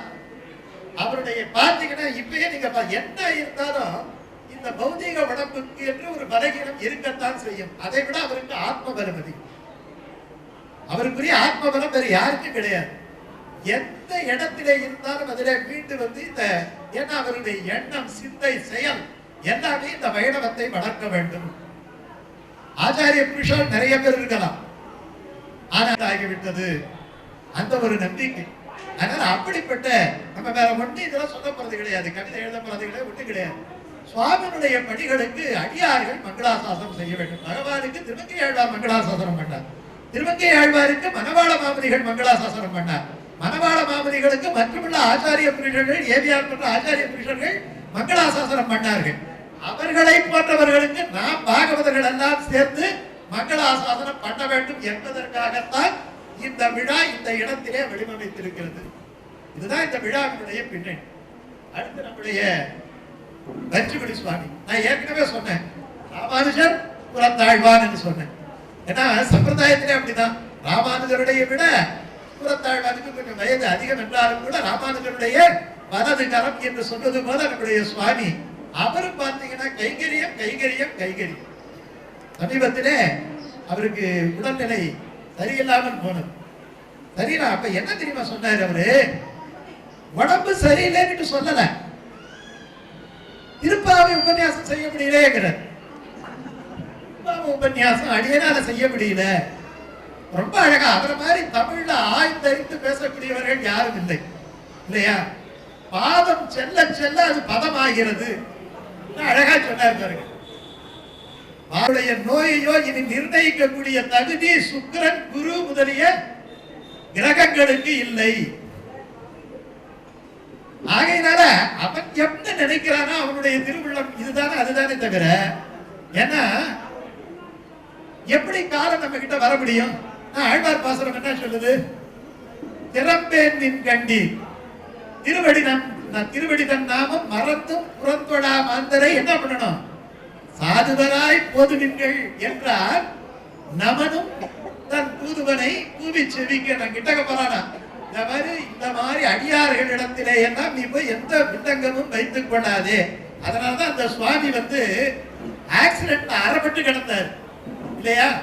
8 மணி நேரம் ரத்த வெள்ளத்துல கிடந்தாரு. அவரை காப்பாத்தியது யாரு? காப்பாத்தியது யாரு? ஏன்னா இதெல்லாம் நம்ம வைஷ்ணவனுக்கு ஜாதகம் பார்க்க வேண்டிய அவசியமே கிடையாது. நம்ம ஜாதகம் அவன் என்னைக்கு பிரபத்தி பண்ணணுமோ அப்ப ஜாதகத்தை தூக்கி அவன் கையில போட்டான்னுட்டான் சொல்றேன். ஏன்னா அப்ப சொன்னேன் இதெல்லாம் சுவாமியினுடைய திருவுள்ளம் எப்படியோ அப்படித்தான். நான் அந்த சுவாமி சொல்றாரு, எனக்கு நேத்துல இருந்துதான் எனக்கு உடம்பே ஏன் நேத்துல இருந்து நல்லா இருக்கு சொல்லுங்க பாப்போம். இன்னைக்கு கலியன்மொழி மாநாட்டுக்கு வந்தாலும் இல்லையா, இந்த சுவாமி போன வருஷம் வரைக்கும் டிவிஎஸ் 50ல வந்தாரு. எங்க இருக்கு? காரைக்கால்ல இருந்து. வர முடியுமா? எது செலுத்தியது? இவர் ஓட்டலீங்க. இவருக்கு முன்னாடி பெருமாள் உட்கார்ந்துகிட்டு ஓட்டுறாரு. அந்த வண்டியை இவருக்கு முன்னாடி பெருமாள் உட்கார்ந்துகிட்டு ஓட்டுறாரு. அதனால அவர் அப்படி வந்தவர். அதுக்கு அடுத்தது தொய்வில்லாமல் நடத்தக்கூடிய நம்முடைய சுவாமி. அதனால இவர் என்ன சொன்னாரு? 2 பேருக்கு தான் பாராட்டினார். 2 பேருக்கும் பாராட்டு கிடையாது, உங்களுக்கு சேர்த்து பாராட்டுதான். ஆமா, அவர் ஒவ்வொரு வருடமும் சொல்லுவார். என்ன சொல்லுவாருன்னா, பிழைத்து கிடந்தால் அடுத்த வருடம் பார்ப்பேன். நான் சொல்லுவேன், நீங்க கிடையாது, நாங்க பிழைத்து கிடந்தால் அது உங்களுக்கு பொருந்தாது, உங்களுக்கு பொருந்தாது. நீங்கள் இன்னும் விருப்ப கூட நேற்று கூட சொன்னாரு, நடத்த முடியல, என்னால நடத்த எவ்வளவு கோஆர்டினேட் பண்றது கஷ்டம் தெரியுமா? நீங்க கண்ணால பாக்குறீங்க, ஒரு விழாவை நடத்த வேண்டும், தேர்ந்தெடுக்க வேண்டும், பிறகு அதுக்கான 5 நிமிஷம் இருங்க, எதற்கு எவ்வளவு பெரியவங்க உட்கார்ந்து இருக்கிறாங்க இல்லையா? நமக்கு இந்த கட்டுப்பாடுங்கிறது முக்கியம். பிற மதங்களுக்கு நம்ம மதங்களுக்கு உள்ள வித்தியாசம் என்னன்னா, இஷ்டத்துக்கு வரலாம் இஷ்டத்துக்கு போறாங்கிற மாதிரி. பாக்கி மதத்துல எல்லாம் பாருங்க, பிரேயர் மண்டி போட சொன்னா படாருக்கு மண்டி போட்டுருவாங்க இல்லையா? அதுதான் அது வளருது. வைஷ்ணவத்துல அந்த சின்சியர் கொஞ்சம் அந்த டெடிகேஷன் இருக்கணும். அதனால அப்படிப்பட்ட அவரு ரொம்ப அற்புதமான 24 வருஷம். நான் கூட சொன்னேன், அடுத்து என்ன வருது? அடுத்து வெள்ளி விழா ஆண்டு, 25வது ஆண்டு, அடுத்த வருஷம் வெள்ளி விழா ஆண்டு. வெள்ளி விழா ஆண்டு எவ்வளவு சிறப்பா நடக்கணும். அவங்க சொன்னாங்க, இந்த மாதிரி முடியலன்றாங்க. முடியலன்னா என்ன அர்த்தம்? போதுமான அளவுக்கு உதவி கிடைக்கல. இங்க ஏதாவது ஒரு தேநீர் கொண்டு போய் கொடுக்கணும்னா கூட ஆட்கள் இல்லை. இப்ப பாருங்க, நம்ம ரங்கராஜன் மாதிரி சுவாமி எல்லாம் இருந்தார், பக்கத்திலே நின்று உபகாரம் பண்ணிக்கிட்டு இருந்தார்.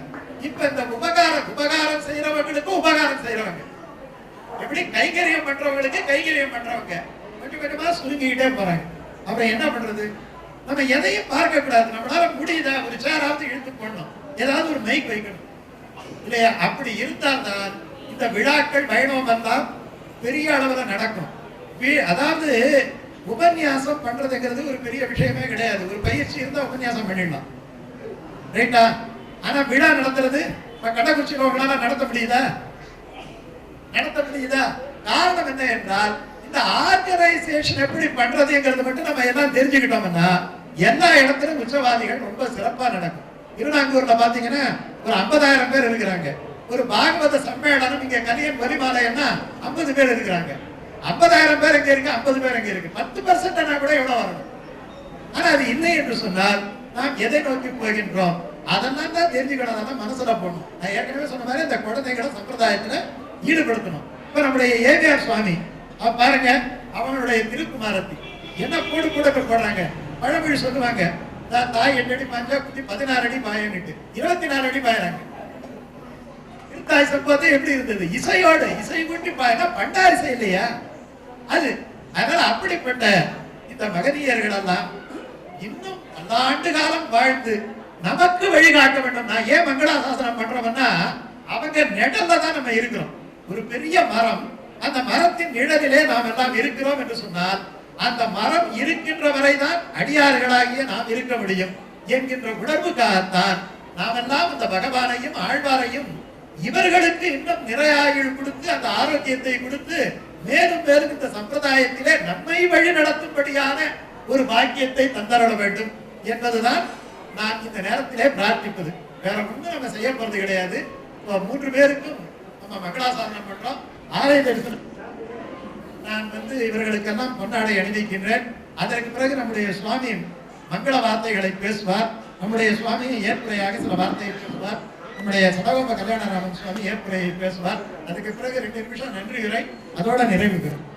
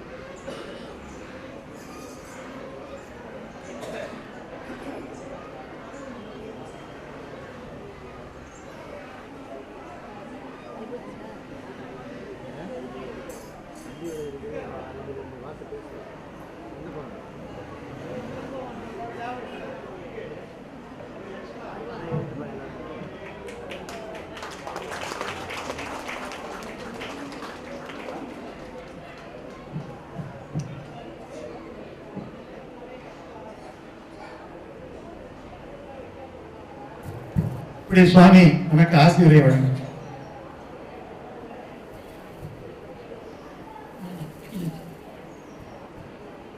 வாழிய திராசன் வாழிய திராசன் வாழிய திராசன் என வாழ்த்துவார், வாழியன வாழ்த்துவார், வாழியன வாழ்த்துவார், தாழ்நிலையில் தாழ்த்துவார் விண்ணோர் தலை.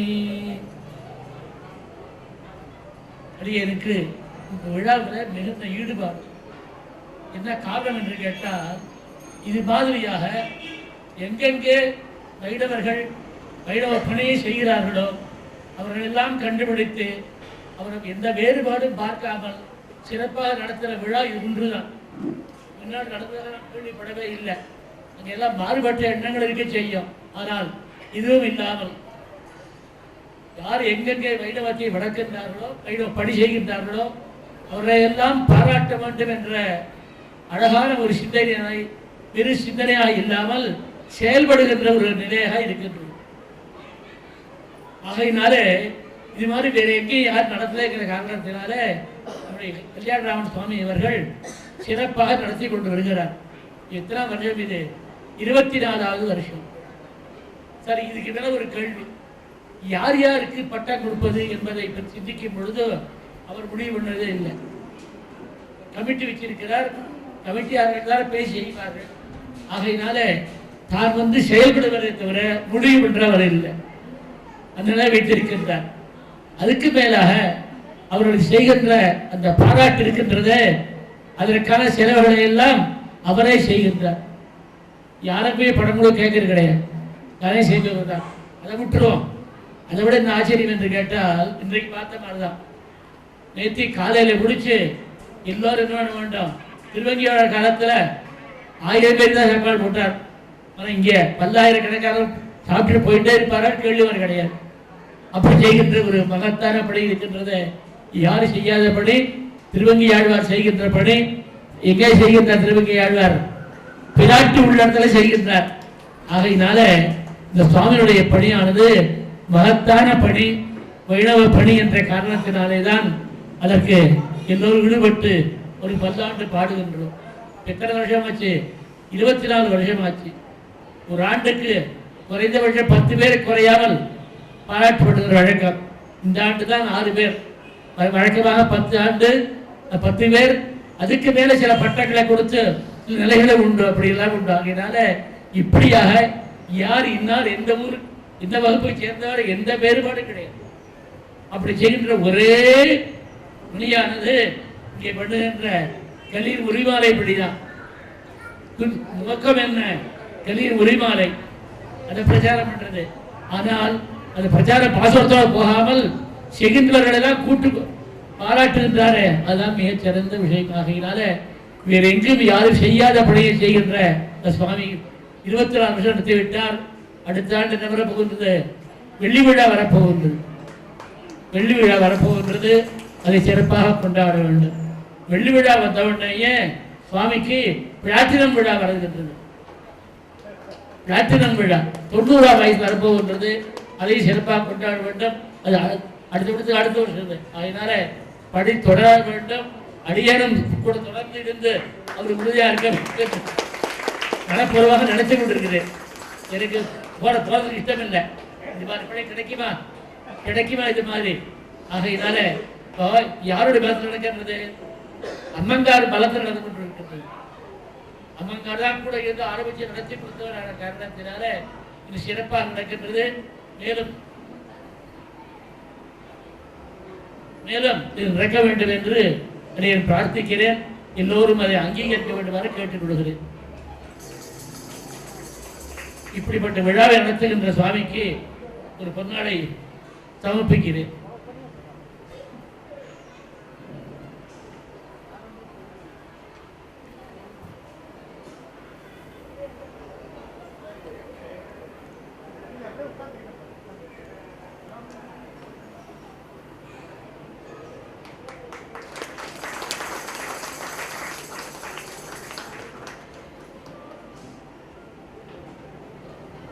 ஆழ்வார் பெருமான ஜீவித்த வேதம் திருவாய்மொழியிலே 5ஆம் முதல் பாசுரம், ஐயா சக்கரத்தன் பெருமாணிக்கமே என்னன்னு பொய்யே சொல்லி புறமையாடி நீயே பெற்றொழிந்தேன் என்று இருக்கிறதா. அதுபோல வேஷம் போட்டு பாராட்டை பெறுகின்றவன் யார் இதுதான் சொல்ல வேண்டும். சுவாமியை போல ஞானம் அனுஷ்டானத்தில் நிறைந்தவன் இல்லை. அந்த சுவாமியை போல அரியனொலி மாலை போன்ற பணி அடியார்களை கௌரவிக்கின்ற பெரிய பணியை செய்ததில்லை.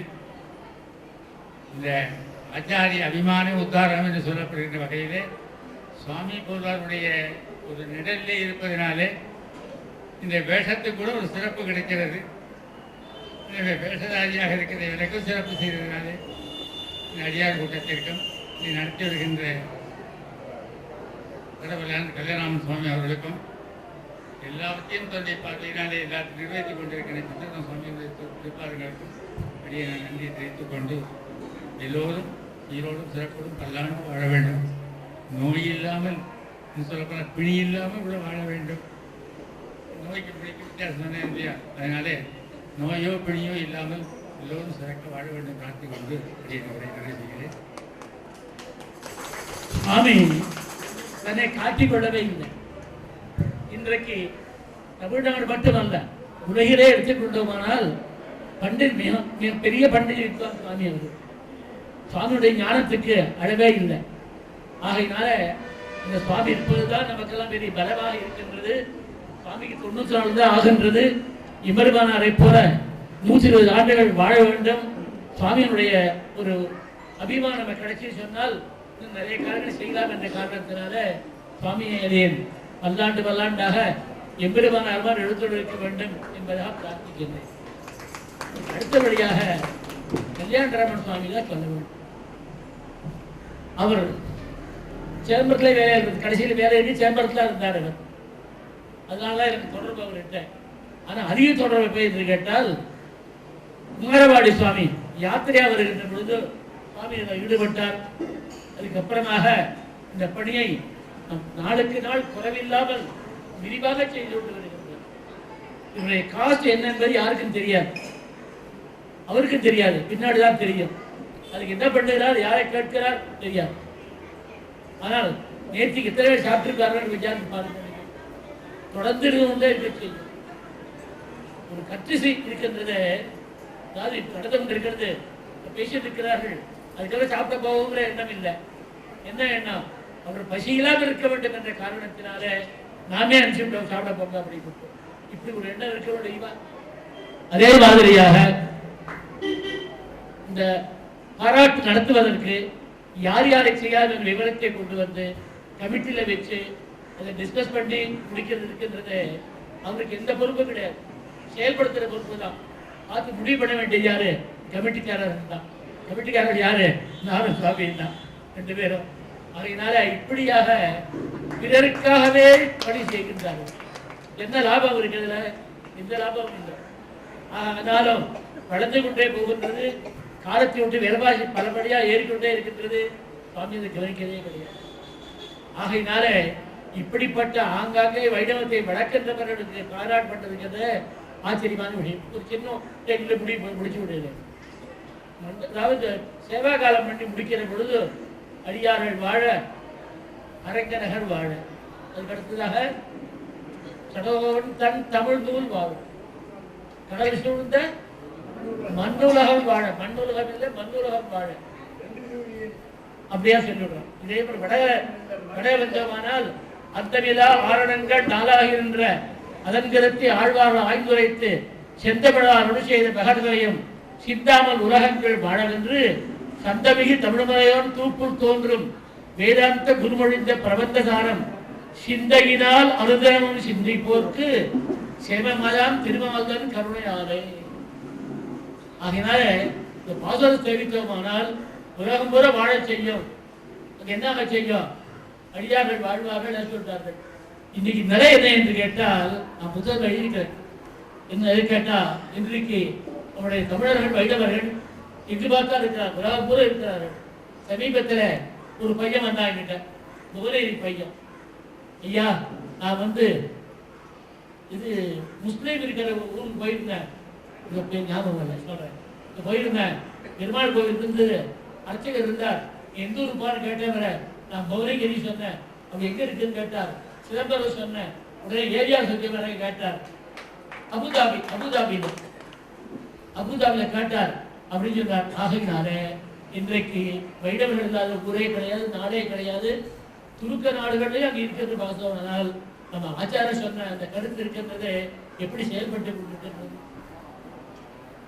2 சம்பிரதாயத்தில் முடிவை வித்தியாசமே இல்லை, அதே தான் முடிவு. ஆகையினால இந்த கலி உரிபாலையானது வெள்ளி விழா மாத்திரம் இல்லை, தொடர்ந்து நடக்க வேண்டும்.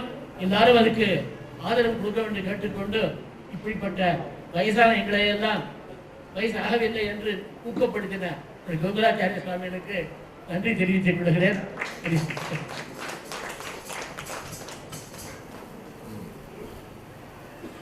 அன்புசாம் பெரியோர்களே,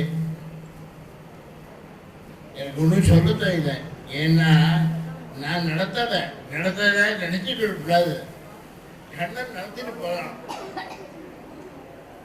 முதல் ஆரம்பிச்சப்போ இந்த வருஷம் தான் முதல் வருஷம் சாப்பாடு போட்டுருவோம்னு ஆரம்பிச்சோம். முதல்ல 4 வருஷம் 5 வருஷம் மீட்டிங் எல்லாம் இல்லை, சாப்பாடு ஒன்று தான் போட்டோம். பள்ளிக்கூடத்தில் நீங்கள் வந்து நீங்கள் சாப்பாடு போட்டு அழகாக ஒரு கவிதையாக படிச்சீங்க. முதல் கவிதை ஞாபகம் இருக்கா? இலை எடுத்தது கூப்பிட்டு எங்கள் மனைவி பொண்ணு பிள்ளை மருமலை நாங்கள் தான் வேலை அப்படிலாம் ஆரம்பித்தோம்.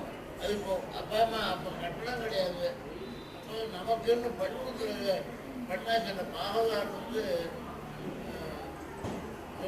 தமாஷினம் பண்ண போட்டால் தான் சாப்பிடுவோம் அப்படின்னு சொன்னான். நியாயமாக தெரிஞ்சு இருக்கும். அப்போ நமக்குன்னு ஒரு இடம் வந்தால் தான் பள்ளிக்கூடம் வேண்டாம் அப்படின்னு இங்கே இந்த கட்டடத்தை கட்டி ரொம்ப இதெல்லாம் நடிச்சே பார்க்க முடியாது. கண்ணன் வந்து வழி காட்டுறான். எங்கள் பேர் பிள்ளைகள் 3 பேர் லண்டனுக்கு போயிட்டோம். இப்போ லண்டன்லேயே குடும்பம் இல்லை. அவன்லாம் திரும்ப வேப்பலே தெரியல. மெட்ராஸில் வீட்டெலாம் முத்துருவாங்க. இப்போ பாப்பா என் பேத்தி ஒன்று வந்து ஒன்று லண்டன்லேருந்து நேற்று குழந்தைய சுற்றிக்கிட்டு வந்துடுச்சு. இதுதான் நல்லபடியாக நடக்குது. இது கண்ணன் எத்தனை நாள் நினச்சிட்டு இருக்கானோ அத்தனை நாள் நடத்துவான். இதில் நான் எந்த பொறுப்பும் கிடையாது. கண்ணன் நடத்துதான் என்னை கல்வியாக வச்சிருக்கான். அவ்வளோதான். துப்பாக்கி சுட்டேன்னு சொல்லக்கூடாது. ஒருத்தருக்கு சுடணும் சுடுறோம் நான் உங்களை கேட்குறேன். அவ்வளோதான். கண்ணன் அவர் இந்த முட்டு விஷயங்கள்லாம் நிறைய ஒத்தாசை. எனக்கு ஒத்தாசை பண்ணுறவங்க டிஸ்டர்ப் பிடிச்சாலே அது இன்னும் ஒழுங்கும். கர்மம் செய்யால் கண்ணோடு எல்லாருக்கும் உண்மை உடைத்து உள்ளது. அதுவும் சரி.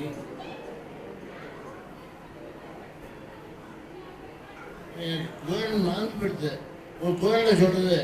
நம்ம எண்ணங்கள் கருதுப சில எண்ணமோ பண்ணன்னு வருது. அது மாதிரி கண்ணன் வந்து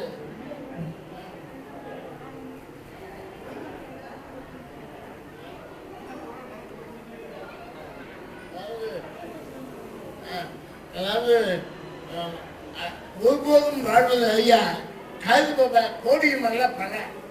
அதான் மனது. கருதுப கோடியும் அல்ல. என் எண்ணங்கள் கோடியே இல்லை பல. அதுக்கு மேலேயும் இன்னும் பாராட்டு பண்ண வேண்டிய டிஸ்டன்ஸ் இருக்கிறது. ஒரு 40-50 பேர் இருக்காங்க. முக்கியமாக இது வரைக்கும் 350 பேர் 400 பேர் பண்ணிட்டோம். ஒருபோதும் வாழ்வது ஐயா பாப்பாவுக்கு சொல்லி கருதுப கோடியும் அல்ல பல. கோடியோட எண்ணம் நிற்காது. இது என் ஆசையில் என்னன்னு எழுதிட்டு வந்தா கோடியோட நிற்காது. கோடியும் நல்ல பல. அதுக்கு மேற்கொண்டு போயிடுது. நல்ல செய்தி. கண்ணன் இந்த விழா வந்து பெரிய ஊர்வலம் 5 செட்டு 6 செட்டு மூலம் வச்சுலாம் அடிச்சு அப்படிலாம் வந்து இப்போ எல்லாரும் நடக்க முடியல. அந்த பொருள் இந்த அண்ணன் பொருள் அதெல்லாம் வர முடியல. ஏதோ நடக்கும். இதுக்கு பல பேருடைய உதவினால நடக்காது. கண்ணுக்கு தெரியாமல் பல பேர் உதவி பண்ணுறாங்க. இந்த வெங்கடேசன் சுவாமி பற்றி சொல்லலாம். அதை பற்றி சொல்றதுக்கு வார்த்தையே இல்லை. அவர் தூணாட்டம் இருந்தார். பணம் இல்லை அப்படிங்கிற பிரச்சனை அவர் காலத்தில் எனக்கு வரல. பணம் இல்லை அப்படின்னா அவன் என்ன பண்ணுவோம்? யார்கிட்டையும் பச்சாண்டோ மாமாட்டோ சொந்தக்காரர்கிட்டயே ஒரு 10 பேர்கிட்ட வாங்கி இருந்தாங்க. இந்த 50,000 வச்சுருங்க அப்படின்றார். அவர் எல்லாம் காற்று கடலில் காய்ச்ச 15 மடம் பணத்துக்கு ஒன்றும் வேல்யூவே இல்லை. நான் 62 ரூபா சம்பளத்தில் வேலைக்கு போனேன். எங்கள் மாமியார் எங்கள் அத்தை அது சொல்லிட்டு ஒரு 100 ரூபா சம்பளம் கூட இல்லாத பையனுக்கு எங்கள் அண்ணன் மகன் பொண்ணை கொடுக்குற அப்படின்னு 100 ரூபா சம்பளம் பெரிய சரியாக இருந்தது. அப்போ 57 56 29 56 34 வருஷம் வேலை பார்த்தேன். ரிட்டையர் ஆகி 30 வருஷம் ஆகிடுச்சு. 34 வருஷம் பார்த்து எல்லாம் கண்ணன் வந்து காந்து பண்ணுறான். அவனே மணந்து நடத்துவான். அவன் தான் நடத்துவான். அவனே நடத்துவான்.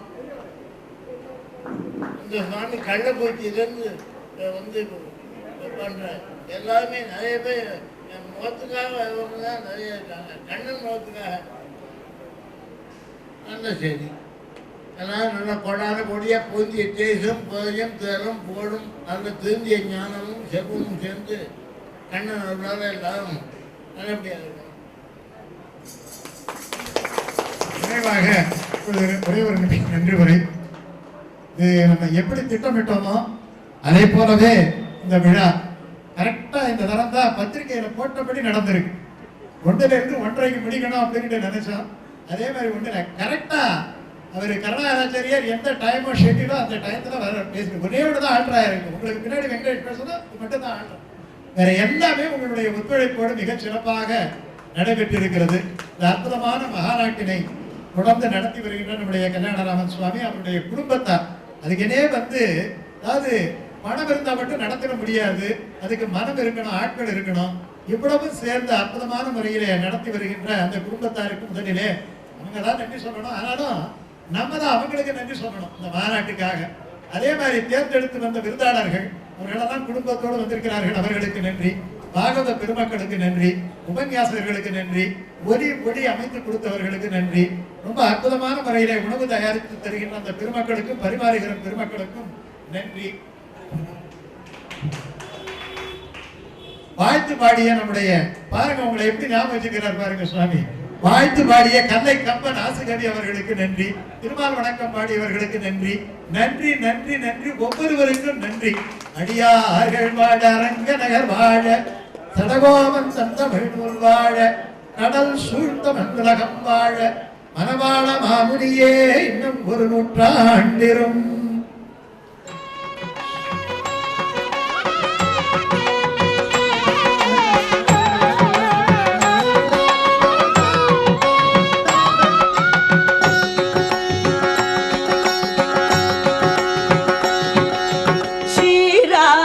சந்திரனுக்கு ஜெயமங்களும் நல்ல திவ்யமுக சந்திரனுக்கு சுபமங்களம். ஸ்ரீராமச்சந்திரனுக்கு ஜெயமங்களும் நல்ல திவ்யமுக சந்திரனுக்கு சுபமங்களம். ஸ்ரீராமச்சந்திரனுக்கு ஜெயமங்களம்.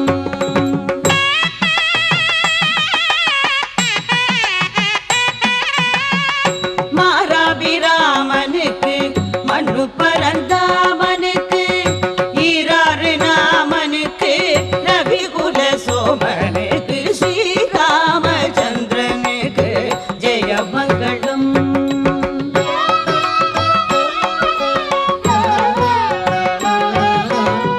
கொண்டல் மணி வண்ணனுக்கு கண்ணனுக்கு மங்களம்.